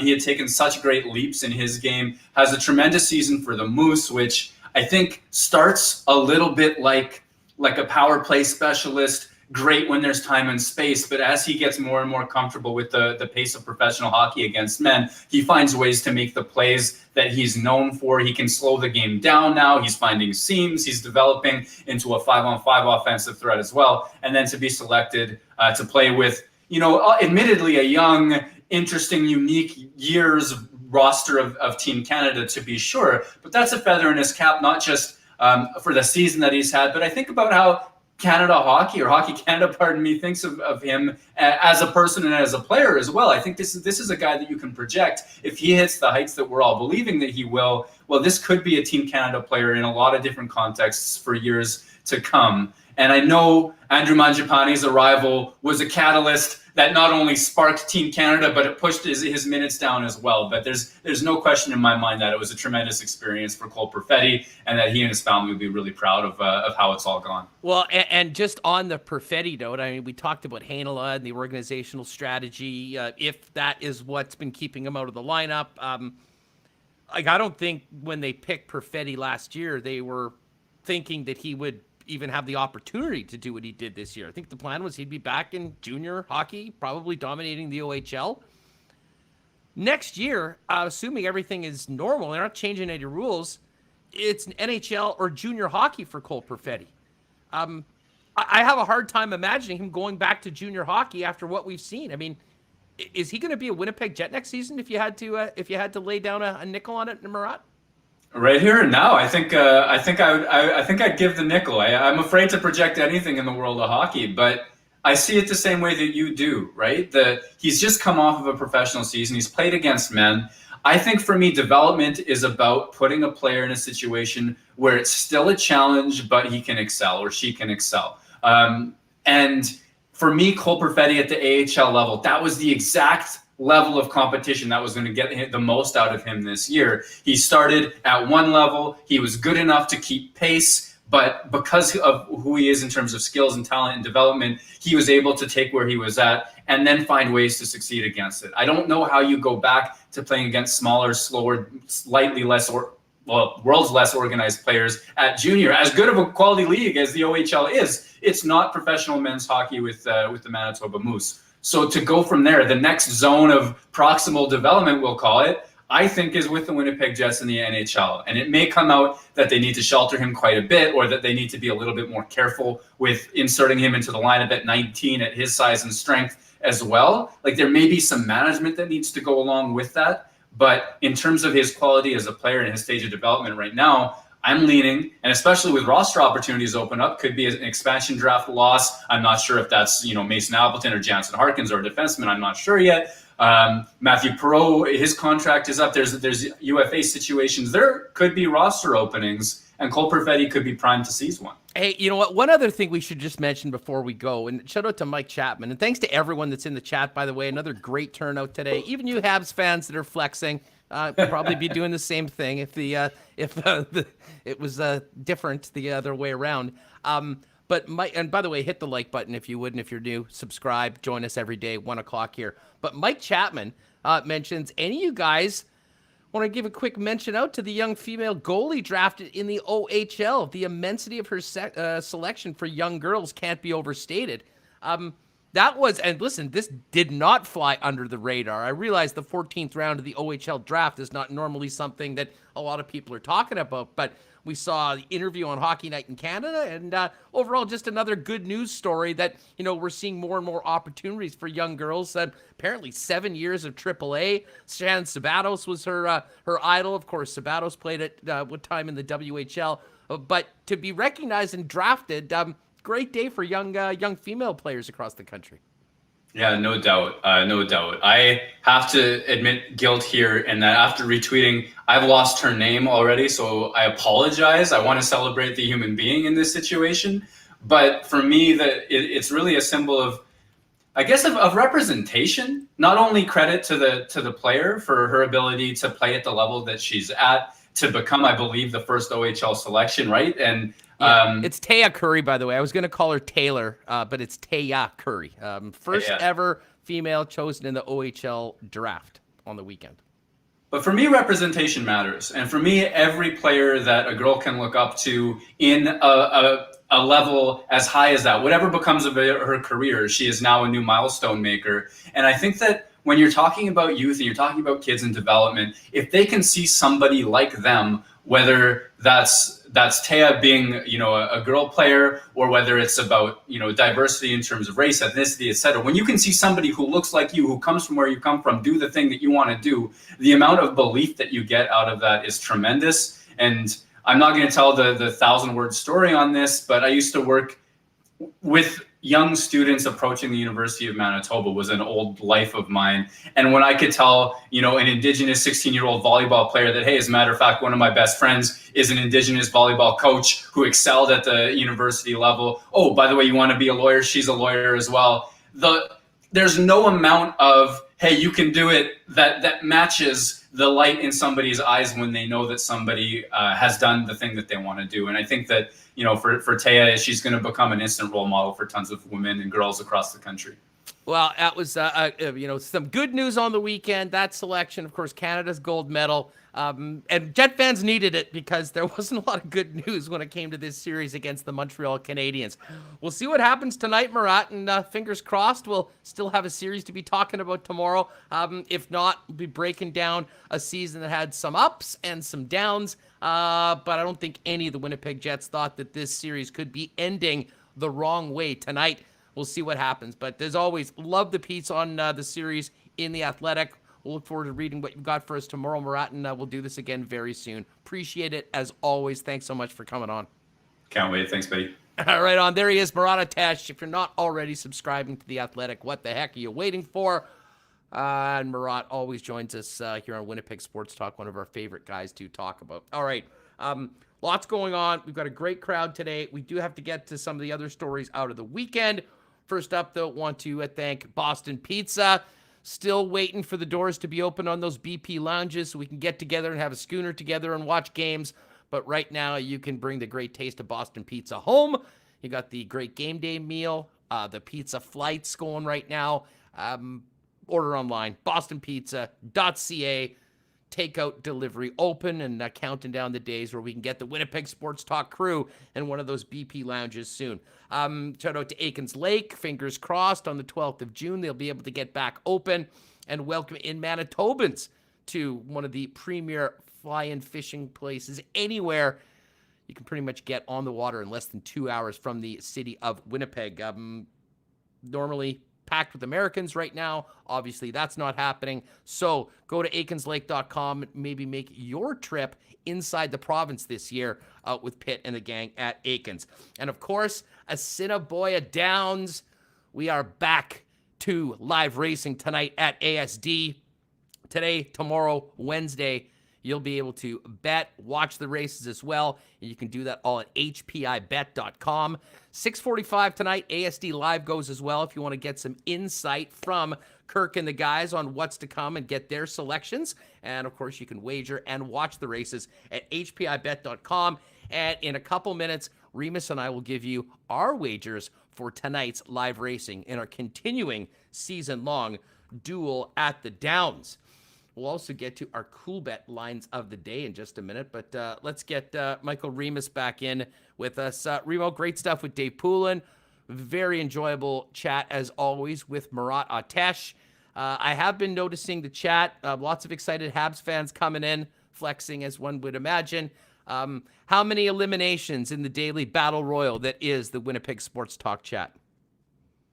It's been pretty chill for the most part. I've had to time a couple people out. One guy went over the top rope. You know, if you come in and just spam like "Go Habs Go" repeatedly, like you're getting banned. But if someone came in and write "Go Jets," and spam the chat as well. I mean, spamming the chat with anything, you're just gonna get banned. I don't have tolerance for that. So mostly pretty chill. It's been some good discussion there. Yeah, today. No, it was great. Great to have everyone back with us today. And as I mentioned before, if you're new, hit the subscribe button. We're here every day at 1 p.m. live on YouTube. And for the podcast listeners, if you'd be so kind, go on to Apple Podcasts or Spotify. Give us a 5-star rating, maybe a little review. That certainly helps. But people that are with us on YouTube right now, do us a favor, hit that thumbs up button. Can certainly help the likes to continue spreading the channel. Great stuff with Dave and great stuff with Murat. I mean, there's a lot of questions, not a lot of answers, but I think that goes for the hockey team as well right now, Michael, is that, the Jets sort of know what they're up against right now, but we really have seen nothing over the last couple games that would indicate that they're moving in the right direction of getting back into this series. I mean, I had a lot of people, I did the tweet last night saying it's hard to believe how the Jets have crashed after the Scheifele Scheifele incident. And a lot of people were saying they crashed long before that. I disagree. And I know there'll be people that say, well, the Jets just stole the first round because of Connor Hellebuyck. I'm not there. I'm not there on that. I mean, I think the Jets... Listen, I've got a lot of time for the argument that wasn't a sweep, for sure. That was an incredibly tight series with a razor-thin margin that should have been far closer than 4-0. However, this series so far, Remis, absolutely should be 3-0 for Montreal. I mean, we can say how close the Edmonton-Winnipeg series was. I've got a lot of time for that.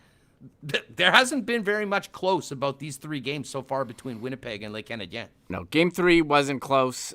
Game 2, I mean, they lost by a goal, 1-0. But you watched the game, and there wasn't much to be excited about, as you said. And Game 1, I thought, was a close game. It was a 1-goal game. They put a couple past Carey Price, but they iced it. And you can say that the Scheifele hit on Jake Evans maybe was the turning point of the series. So I think they can beat Montreal. They're going to have to figure it out, but it hasn't. I mean, it's hard to be optimistic after that last game. But if you try to erase that from memory and think about what you know about the Jets and how they're able to play and how I think a lot of people are saying, hey, you know what? The Jets found a way to turn it up against Edmonton. We give them credit. But this is the Jets team that we saw all year. They have been very Jekyll and Hyde, sometimes looking great. And we've saw it against Montreal as well. Even there were games when Montreal took it to the Jets, but Connor Hellebuyck stood on his head. We're going to need Hellebuyck to have a big performance tonight. And also find a way to put one past Carey Price because the Montreal team defense is making it very difficult to get to those hard areas, as we've talked about throughout this show so far. Yeah, offensive opportunities have been at an absolute minimum right now. That's going to need to change. Hellebuck's going to continue to have to keep these Jets in games. And like Paul Stastny said, I think getting a break, popping something early on would be huge for the club because – I mean, the confidence just seems so low right now when it comes to generating offense. And, the few times they had chances in the last game, with the exception of the beautiful play by Matthew Perreault to set up Adam Lowry on the goal, a couple crossbars, obviously the one Wheeler thought was in. The problem with that is that, very shortly after that, the Jets, gave up the goal. Then you had the shorthanded goal. And at that point, with a lead like that, with Carey Price playing the way he was, pretty much a done deal. And, move on to Game 4 with your backs against the wall. Yeah, and, I'd like to see them win one game. I mean, sweeping Edmonton and then, getting swept, not ideal. Although someone said, had a good point in the chat, Huss, then Edmonton would be swept by the team that got swept by Montreal. So how bad does that make Edmonton look? Well, just wait till the Habs get swept by Vegas or Colorado. Yeah. What a sweep tree. I don't know what to call that. Sweep tree? Has there ever been that before? That's crazy. So I don't know. Speaking of Vegas, how about that turnaround in the series? I mean, listen, I thought they were so much better in Game 2. I think you could have some hope if you're a Knights fan that they were going to get back into this series.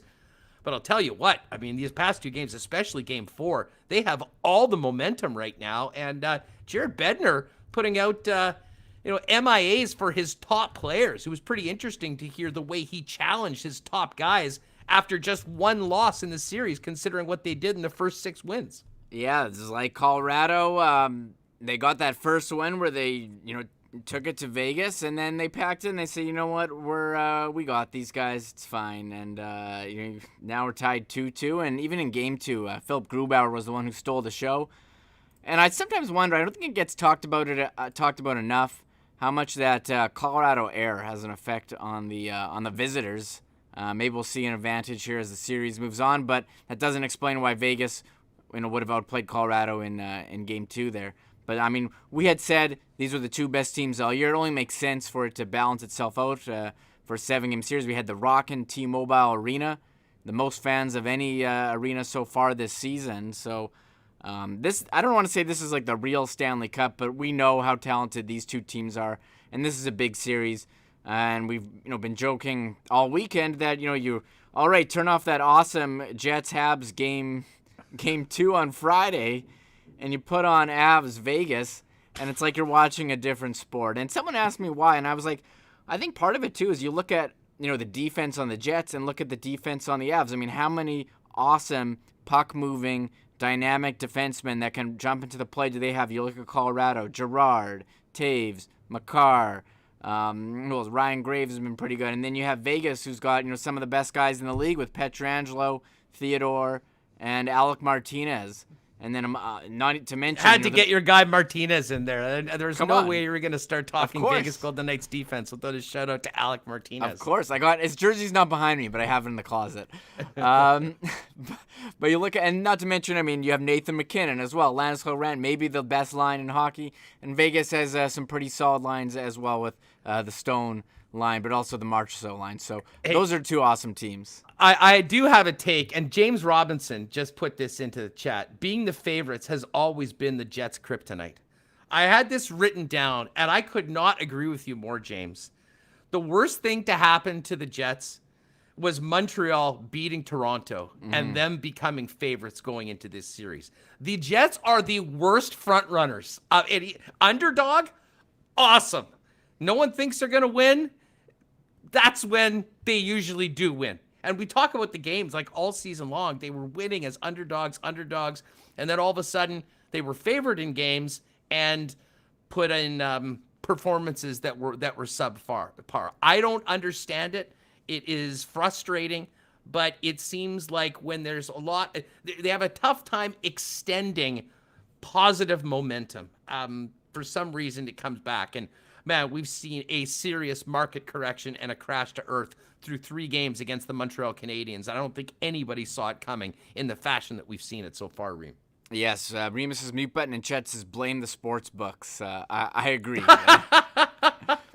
They went into that Edmonton series with the nobody believes in us attitude. They didn't really come into and no one did believe in them. Let's be serious. They were thought of as fodder for McDavid and Draisaitl, and in quick fashion on most people's selections. Yeah, and I know that I think they also said though no one thought they would get to the playoffs, which was untrue. I think we had said they were good value for the division title in the regular season, but I think we've seen this from the Jets for a long time that they always play up to their competition and play down to their competition. I'm not making excuses here, but I think that is a trend that a lot of us can see. As I said, I'm just really interested to kind of see the way they come out, the fight that the team shows tonight. Listen, we've seen a lot of teams that get down 3-0 and they're pretty much done before the game even starts, and their performance looks that way. I really hope that's not the case. I can live with the team losing, but to lose the way they have in the last few, as I said, you got to go down swinging. And Remis, I kind of threw out what I would like to see as far as the lineup and the coach tonight. I'd love to see Lowry and Appleton back with Andrew Kopp playing a more significant role. And I think regardless of whether it's Stastny or Wheeler in the middle, I don't think it's Dubois. You need to get Nikolai Ehlers out more and in more opportunities with the top players to try to get something going offensively, because pretty much top to bottom of the lineup, they have had no answers for Montreal. Yeah, I agree. Nikolai Ehlers has been the most dynamic player. I think we've been saying this all year. How is this guy not getting more power play time? How is he not on power play 1? You looked at his numbers, and he has been a top player, and top players get those top minutes. And you mentioned, did you say 9th most minutes on the team? Yeah, 9th most minutes. Is that what you yesterday. said? That's exactly what I said. Have you seen this guy couldn't skate? score? Yeah, that's bizarre. So hopefully that changes. It seems to be the way things have been going with him. I think Maurice has been asked, we like to manage his minutes that way, makes him good. But I don't know, give him a chance. Let's see what he can do. And I think it was Justin Bourne who said, it's kind of like how Leafs fans viewed Nylander. Like, get this guy some more minutes. You saw what Nylander did in the playoffs for them. He was their best player. It's a great comparison. And it does seem that way because, Nylander was the one guy producing in that series. And, you continue to go back to Marner and back to Matthews for obvious reasons. But there was a lot of people saying, hey, and, Sheldon Keefe at one point did get Nylander up with those players. The weird thing is that without Mark Scheifele in the middle, you don't have that go-to number one center guy. But Ehlers has been able to drive lines before, as Murat detailed earlier and did a great job in his piece as well. Some of the best chances came from just simply the creativity that Nick Ehlers is able to do when the puck is on his stick. And listen, I mean, whatever they can do to try to beat Carey Price, they need to do it, and they need to do some things differently. But most importantly, I think, come Remis at the drop of the puck and show the determination and the urgency of a team playing for their playoff lives. It just really didn't feel like that for the last couple games, and I think that was disappointing, certainly from fans, and I'd imagine it was for the players in the team too. Yeah, and look, they were down early last game, and I thought they battled back really strong in the second half of the first period after coming up pretty flat. They couldn't score, and they hit 2 posts, and then when Montreal scored, I felt like the team kind of sank. They didn't have, you could kind of feel maybe they had a shot at coming back in those games where they're down against Edmonton. Against Montreal, they were a demoralized team. They didn't have it. So the first goal, I think, is going to be. What's going on there? Is he playing some video? Sorry, I shouldn't get distracted by that. The first goal is going to be huge. I think it'll pump them up, let them play with the lead. Like, they haven't led at all in 3 games, which is absurd. Montreal hasn't trailed in how many games? They had a clock during the has any broadcast ever used that clock? This team hasn't trailed in however many minutes. It's crazy. So that, I think, first goal, I mean, that's cliche to say, but it really is going to be huge. Yeah, getting one early would really help the Jets play, because the longer it goes, the more hopeless it probably feels there, just with the inability to do much and get many pucks past Carey Price. Let's get to the cool bet lines for today, and then there's some other things out of the weekend that I do want to get to.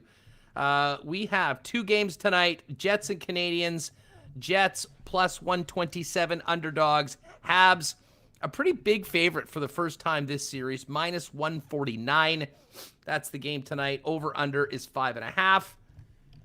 And the other game beginning at 5:30 tonight. Islanders plus 158 at the Bruins, minus 179. How about those Islanders, Reem? That, you want to talk about a team that's tough to kill? You got to really earn your 4 wins against. That is Barry Trotz's Islanders. What a win on the weekend to get that series tied up at 2. Yeah, Barry Trotz, he's a good coach. His teams like to compete. I saw some quotes today from Travis Zajac saying, they got a system, they stick to it, they're a veteran team. I guess watch out for the Islanders. Hey, and we do have, there's only 2 games tonight. Those other games are tomorrow. So, the Jets at the underdog, I would think that they have to win one of these games. I can't see them getting swept, but it's hard to have faith when you've watched the last couple of games and they seemingly have no hope. On paper, yes, but after watching the last 3 games, I could see them losing tonight. It's not that hard to imagine, to be honest. Hey, if you're the most optimistic Jets fan that still thinks that, there is a miracle to be had. They just beat Edmonton 4 straight. Why can't they beat Montreal 4 straight? They still do have a series lineup at Coolbet on this. Habs minus 5,000. Jets plus 1,400. 14-1 if you think that they can rattle off 4 in a row. Not sure that there's the value in that, but man, it sure would be cool to be the guy that bet on them down 3-1 or 3-0 and had it go, and had it happen. So that's a real line. There you go. The other line I'm interested to see. Let's check it out right now. Avalanche still a favorite, minus 154. and Vegas plus 130, but that has changed significantly. I think the Knights were about 7-1 before game number 3. But what a weekend for Vegas. Got right back into it, sort of the opposite of what we saw from Winnipeg in this Montreal series. Yeah, good for them. They were down 2-0. They battled back. We know Vegas is a strong team. Marc-Andre Fleury just adding to his legendary resume, and I've said that so many times. We saw that firsthand here in 2018. So this one has a feeling. You had the feeling before the series it was going to go 7. Maybe after game 1 you didn't feel like that, but I think this is kind of we are where we thought we were going to be. Maybe how we got here has been different. We'll see how the Avalanche top players respond after being called out by Jared Bednar after losing, game 4. No doubt about it. Coolbet.com. Check out our Winnipeg Sports Talk Twitter. We'll have a link there if you want a bonus code for 100% bonus on your first deposit. All right, Reem, didn't get your thoughts on Canada's gold medal win on the weekend. What an incredible story. I mean, hands up. I checked out on the tournament midway through, was paying attention on the final day where they ended up needing to see what happened, whether they were even going to be in the quarterfinal. But considering the way things started with the 3 straight losses, you lose to Latvia. I mean, no one saw this coming. And then wins over Russia, the United States, and Finland, and a gold medal for Canada. Just, an amazing story. And credit to Gerard Gallant. And maybe my favorite picture of the weekend was Bobby Lou, general manager Roberto Luongo, throwing up the trophy in the midst of all the confetti. He was a very, very happy man. But what a great story that was for Canada. I'm a big fan of the World Championships. It's nice going on. It gives something for the guys who don't make the playoffs to do. And you look at the team, though, it was a much different team. It wasn't a lot of NHL guys. Cole Perfetti was on the roster here. I'm bringing up this Luongo picture. Yeah, great photo if you're with us here on YouTube. But and so that we had gone through the tournament. They got off to a really rough start. There's the picture. Got off to a rough start. And we thought, oh man, Canada, they're screwed. I mean, we were betting. I think people in chat were betting on them to lose to Norway. They lost to Latvia. This is okay. Maybe this isn't Canada's year, but to come back after that awful start and beat Russia, beat USA, and beat Finland in overtime, incredible story. But I have to say, when I found out it was 3-on-3 overtime, usually it's whatever overtime and then they do a shootout, but it was just continuous. I was like, this is cool. But then I watched the 3-on-3 overtime. Maybe the most conservative, boring 3-on-3 overtime I have ever seen. And I said to my wife, we want to go for a walk in the afternoon. I was like, okay, let's just watch this overtime. It's going to be over quick. I thought we almost saw multiple overtimes of that, but they had the 2-on-1, beautiful finish, and it's just a great weekend for Nick Paul, the other Paul brother. Him and Logan were the stars of Sunday. We'll get to that at the end of the program.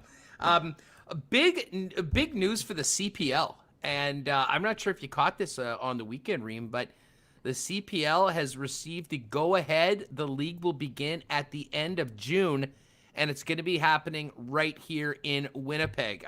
We haven't heard the details. I mean, at this point, I don't think there's any chance we'll have fans anytime soon. But the league will be starting with all teams here in Winnipeg going forward to get things going. End of the month, I believe the 27th of June is when things are going to be starting. And listen, great for the league. They've got to get playing. They've got to get back. And as we cross our fingers, get our shots, hopefully we can be back in the trench cheering on Valor FC. And I should have told you, Remis, beforehand to get this ready. Maybe you can pull it up as we're talking. But Valor FC and the CPL dropped the new jerseys, the community kits today. And I got to tell you, the Valor FC one is absolute nails. I will be getting one.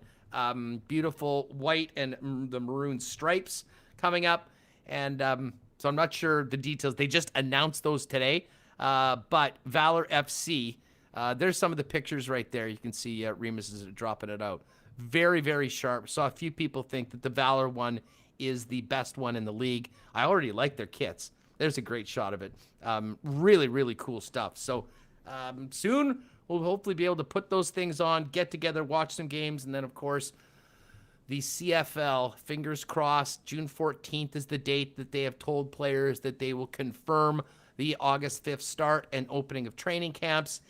And you know what? Listen, we're not in a great spot here right now with the hospitals.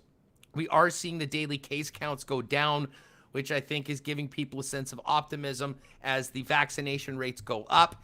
And Reem, I'll tell you what, if we continue this way, I'm getting more and more optimistic that even if it's at limited capacity, we can have some butts in seats for activities out at IG Field, both on the pitch and the gridiron later on this summer.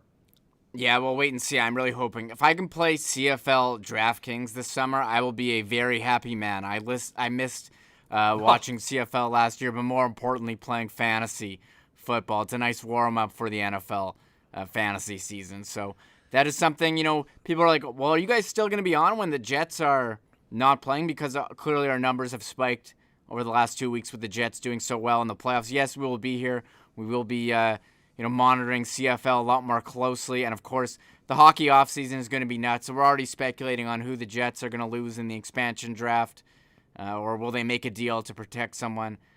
So the hockey offseason is going to be very tight, very compact, leading into the expansion draft, then free agency. And then before you know it, we'll have training camp. So absolutely. Yeah. I mean, listen, we'll obviously cover the Canadian Football League, the Winnipeg Blue Bombers. I mean, everything going on as it relates to Winnipeg sports, but also, I mean, anyone that listened to the show back on the 1290 days knows I'm an NFL nerd if there ever was one. We'll be talking a ton of NFL, CFL, hockey off season, and it'll also give us some time to have fun. We don't have bosses anymore, folks, so we can do some of the fun things that we always like to, that maybe we didn't think we had enough time for, here with you. So make sure you hit the subscribe button, give us a like too while you're at it, and join us daily. We will not be going anywhere throughout the summer. And there will still be lots of things to talk about here on Winnipeg Sports Talk Daily. Speaking of NFL, Reem, how about Julio Jones going to the Tennessee Titans? I got to give a shout out to A.J. Brown. I don't know if you saw that video. He essentially did a recruiting video and willed this trade into existence. Second round pick, fourth round pick, and now Julio Jones is a member of the Titans. Interesting trade by the Falcons, moving on from still one of the best receivers in football. I'll tell you what, with Derrick Henry, Brown, and now Jones, Ryan Tannehill's got a pretty lethal set of weapons there in Nashville. Yeah, there's the video of A.J. Brown rocking the Julio Jones jersey. Those are some lethal receivers. A.J. Brown, I think he's on his way to being the top guy if he's not there yet in the league. He's huge. He can catch the ball. Julio Jones seems just like an older version of him. So for fantasy purposes, and Ryan Tannehill, you look at his numbers, he's been as good as any quarterback. I mean, he's a top quarterback in the league. He can run as well as throw. So watch out for the Titans. Hold on a second. Yeah. Did you just put Tannehill Yeah. as a top quarterback in the league, just on par with the great Patrick Mahomes? Excuse me? I saw some numbers, Huss. Let me pull it up that were very comparable to them. Oh, here they are. Look at this graphic. And it's an infographic on the internet, so you know it must be true. Here we are. Look at since taking over for the Titans, looks like Tannehill's got a better QB rating. He's got more total touchdowns, the same number of interceptions, a better completion. I have the numbers right here on the screen. It looks like Tannehill's better than Mahomes.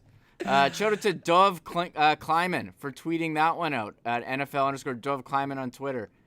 There you have it. There are the numbers right there. Tannehill's better than Mahomes. Yeah, you heard it here first. Yeah, that slight difference of an extra 900 passing yards in this graphic gets overlooked. But I'll tell you what, that wasn't in favor of my argument, so I left it out. the fact that those numbers are the way they are, I think it does speak to.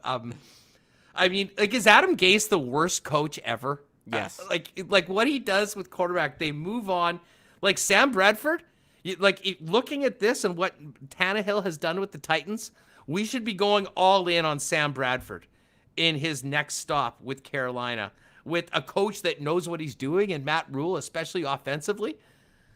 Going to be pretty interesting. Anyways, Julio got a lot more fantasy relevant, I think, right now, although you wonder what that does. Is it so crowded that there's not enough reps and touches for everyone to get full value in the draft? Julio was so frustrating at times with Atlanta, where you thought he was going to have a big game, and, they wouldn't throw to him or they wouldn't look for him in the end zone.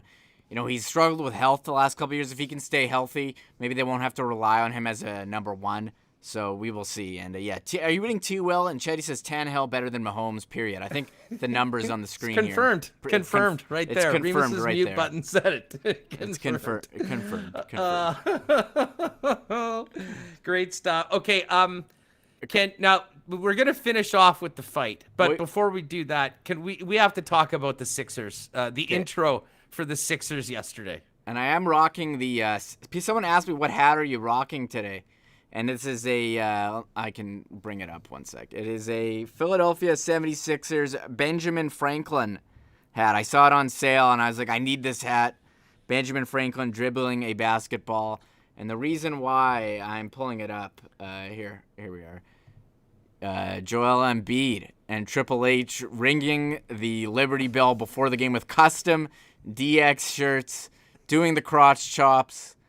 It was an incredible moment. So Sixers to the finals, right? It was. If anyone missed it, so Sixers beginning their series against the Hawks. They welcome Triple H out to ring the bell, and they normally do it with this. He brings his famed sledgehammer. He and Joel Embiid, not with the team. Embiid comes out with Triple H like a tag team, and then they get together and start doing the DX suck it crotch chops to the entire crowd. Now, Remis, did suck it and crotch chopping not get canceled? It got canceled. Is it back?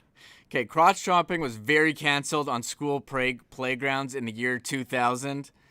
But they did it in an arena full of a packed arena in Philly. So crotch chopping is back. As long as you're not crotch chopping your teacher in elementary school, then I think you're golden. Well, the funny thing was, it was Trae Young and the Atlanta Hawks who ended up saying "suck it" to the Sixers as they went into Philly on the road and won by 4. Other game yesterday in the association, Clippers come back, beat the Mavs in 7, and they move on. So I think we've got now the Nuggets. The Nuggets and Suns start their series tonight, and then it'll be the Jazz and Clippers a little later on. Game 2 tonight between Milwaukee and Brooklyn, 6:30 and 9 p.m. for those two games. Yeah, Sean37 says WAP, capital W-A-P, is okay, so I'm sure crotch chopping is now. Who was it that tweeted out the dirtiest hit of 2020 was WAP? W-A-P, yeah. And the dirtiest hit of 2021 was Mark Scheifele. Yeah, so, I got a bit of a kick. There's been a lot of hot takes about Scheifele, and I should get to this because I went on the big rant on Friday, and people were putting fire emojis in chat, and I did tweet it out. It got almost 10K views on Twitter, so people are fired up. I just want to add the point that I was trying to make too that I didn't say clearly is if you're a Jets fan, you've watched headshot after headshot on Jets players over the last 5 years, and I rattled off many. Their Little has had a couple. Wheeler's had a couple. I didn't even mention the ankle thing from Tkachuk on Scheifele. Line A has had one. There's been so many, and to see those, where we have been here saying, call this, like, what are you doing?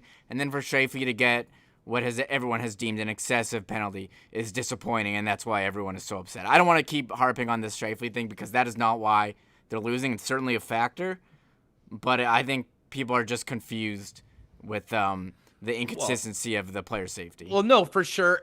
They were choked about it. And here's the worst part about it. We have not seen a response from the other guys in the lineup to, really like from a team or even from individuals, outside of, Adam Lowry and Nikolai Ehlers, stepping up to make up for that huge hole in the lineup. And, we all expected, we talked to O-Dog. If you missed the interview with Jeff O'Neill on Friday, check out Friday's show.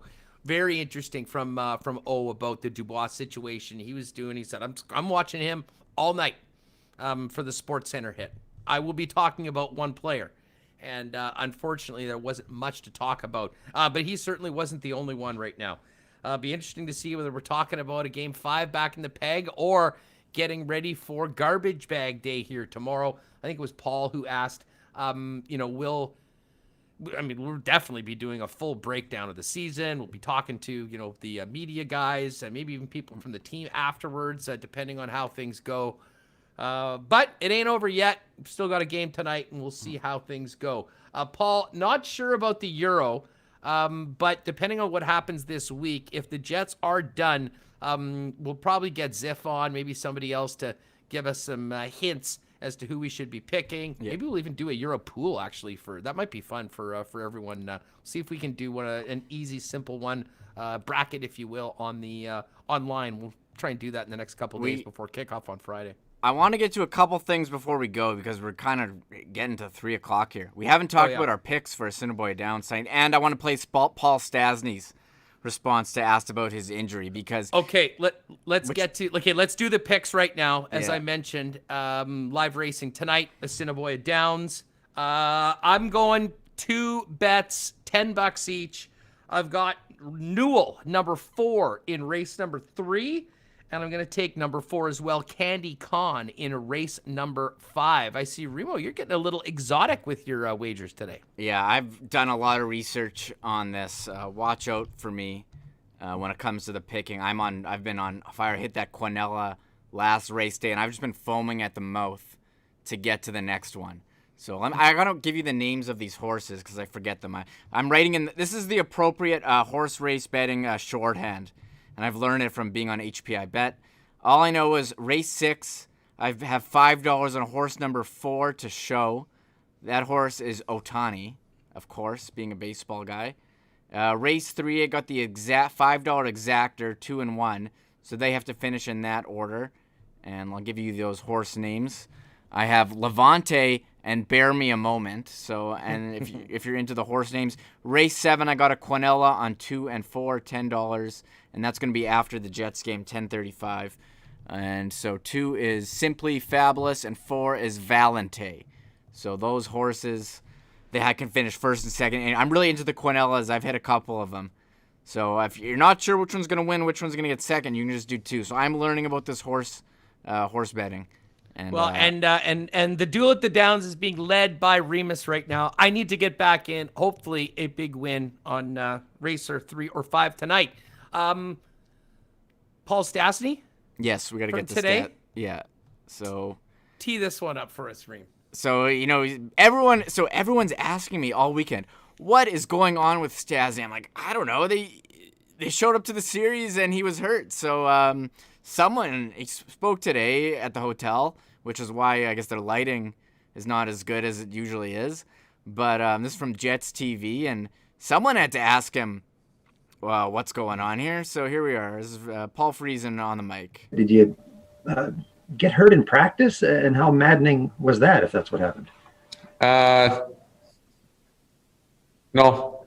It was, maybe one day I'll tell you guys, but it wasn't that. It was just slowly but surely something came on. And if there's one thing, well, I'm not going to tell you what happened. So, I'm playing, which that's all I care about. I feel good out there, and some things are just out of your control. Sometimes that could be frustrating, that could be annoying a little bit, but it is what it is. And now that I'm playing again, I just can't really be annoyed about what happened about it. Let me guess, Reem. All sorts of hot takes and theories by YouTube detectives on what's happened to Paul Stastny. Just happy he's back in the lineup. The comments looked great last night. Hey, Paul, what happened to you? I'm not going to tell you. Something happened, but I'll tell you guys later, which was basically, so everyone who's been texting me over the weekend, I guess, we do this show on YouTube where we talk about the Jets. Maybe they figured I had some inside info. Seems like nobody knows, and he'll tell us at a later date. Maybe slipped in online the shower. Comments. If you really want the truth, just go read the online comments. Facebook, YouTube. That's where to find it. Everyone's rating in chat. Yeah. Okay. Hey, T-Will. Shout out to T-Will. Jets in 7. Hear me now. Quote me later. Hopefully. I hope we will be quoting you in a week or so, T-Will. That's good stuff. Yeah, we need the Jets to win because I'm afraid for our viewership if they lose. We've been on a high. Let's keep it going. Joel Simpson. Some people speculate that Dubois has an injury as well. You know what? Absolutely, there has been some speculation as we talk with Dave Poulin. Just doesn't seem to be certainly the player that we saw last year. Maybe there's an explanation for it. There'll be plenty of time for those questions at the end of this series. Right now, though, Jets just need to focus on scoring a goal getting off to a good start, winning a game, and getting this series back to Winnipeg and living to play another night. All right, Remo, final topic. Have to get to it. I almost needed a ridiculous distraction after the game last night, and we did have it. It certainly was a ridiculous distraction. It was all-time great, undefeated Floyd Mayweather stepping into the ring with 0-1 YouTuber Logan Paul, and it went just about as you would expect. Completely outclassed, a bit of a circus, probably fixed in some ways. And listen, anyone that dropped $50 on that fight, congratulations to you. Your money, you can spend it as you want, but it was kind of a circus. I have to say, though, Logan Paul came out of it looking pretty good, despite the fact that I think he did get knocked out by Mayweather, and Mayweather literally held him up to avoid him going down. Not too sure what that was about, but bottom line is they all got paid. Big time. Yeah, I don't know who would pay for that event. That's probably not the play. But I guess they've put on these like celebrity boxings. Ocho Cinco was on the undercard. People seem to be interested. We're talking about it here. So, and I think people started watching and they remembered, oh, right, that's what a Mayweather fight is. He kind of stands back and plays defensive boxing, and it's not entertaining at all. And I remember getting hyped for Mayweather-Pacquiao and Mayweather-McGregor and just being bored to death after. So I felt like that was yesterday. They put on the event. Logan Paul seemed very appreciative. Good for him. But I will say the one thing that came out of this, I think this is a trendsetter. Logan Paul wearing a necklace with a graded 10 first edition Charizard Pokemon card. I don't know if I think this is worth, I think he paid $150K for that card. I think it's worth like $300K. So I think that's a new trend. I wanted to pull out my Burmistrov graded 10 Young Gun and make a necklace out of it. I just didn't have the equipment. So yeah, I imagine last night. This is what's coming out of this fight. A new fashion where you have a chain and you put on your favorite card. I'm gonna wait for that signed auto Sami Niku out of 83 from Dusty's Break and maybe plop that on a big chain, run around with that. Tribute to Niku for his time. Tell you what, just quickly on the way out, I know there's been lots of talk about putting Heinola in the lineup, and I don't really think that is as much an option because of, as I said, the way I read this is that they've made an organizational decision that they're not going to blow this year, the ELC, and stick him in at the last minute, or they would have done it earlier. Tell you what, though, considering what we've seen so far, I mean, I don't know. I would have time, even though Niku hasn't played in forever. I wouldn't even. He wouldn't. But if you're talking about it, if Heinola isn't an option, I mean, listen, I don't see how it would get worse. Maybe you'd be able to make a couple passes and help generate some offense right now. I mean, I admit, yeah, you might get a bit of a hit defensively, but right now, they need to do something. And we have seen some pretty drastic lineup changes in the past of Paul Maurice with his team back against the wall facing elimination. It just doesn't seem he has as many options this year. But I thought I would throw that out. I would not have an issue if Sami Niku was in the lineup tonight over one of the guys that has been struggling a little bit. Well, he can move the puck, and I think that's the thing with Sami Niku and a guy like Christian Vesalainen. Like, they haven't been really given that much of a chance. I mean, they always get these like low-level minutes, and I think Vesalainen has been looked good at times. He has a good shot, which that we have definitely seen.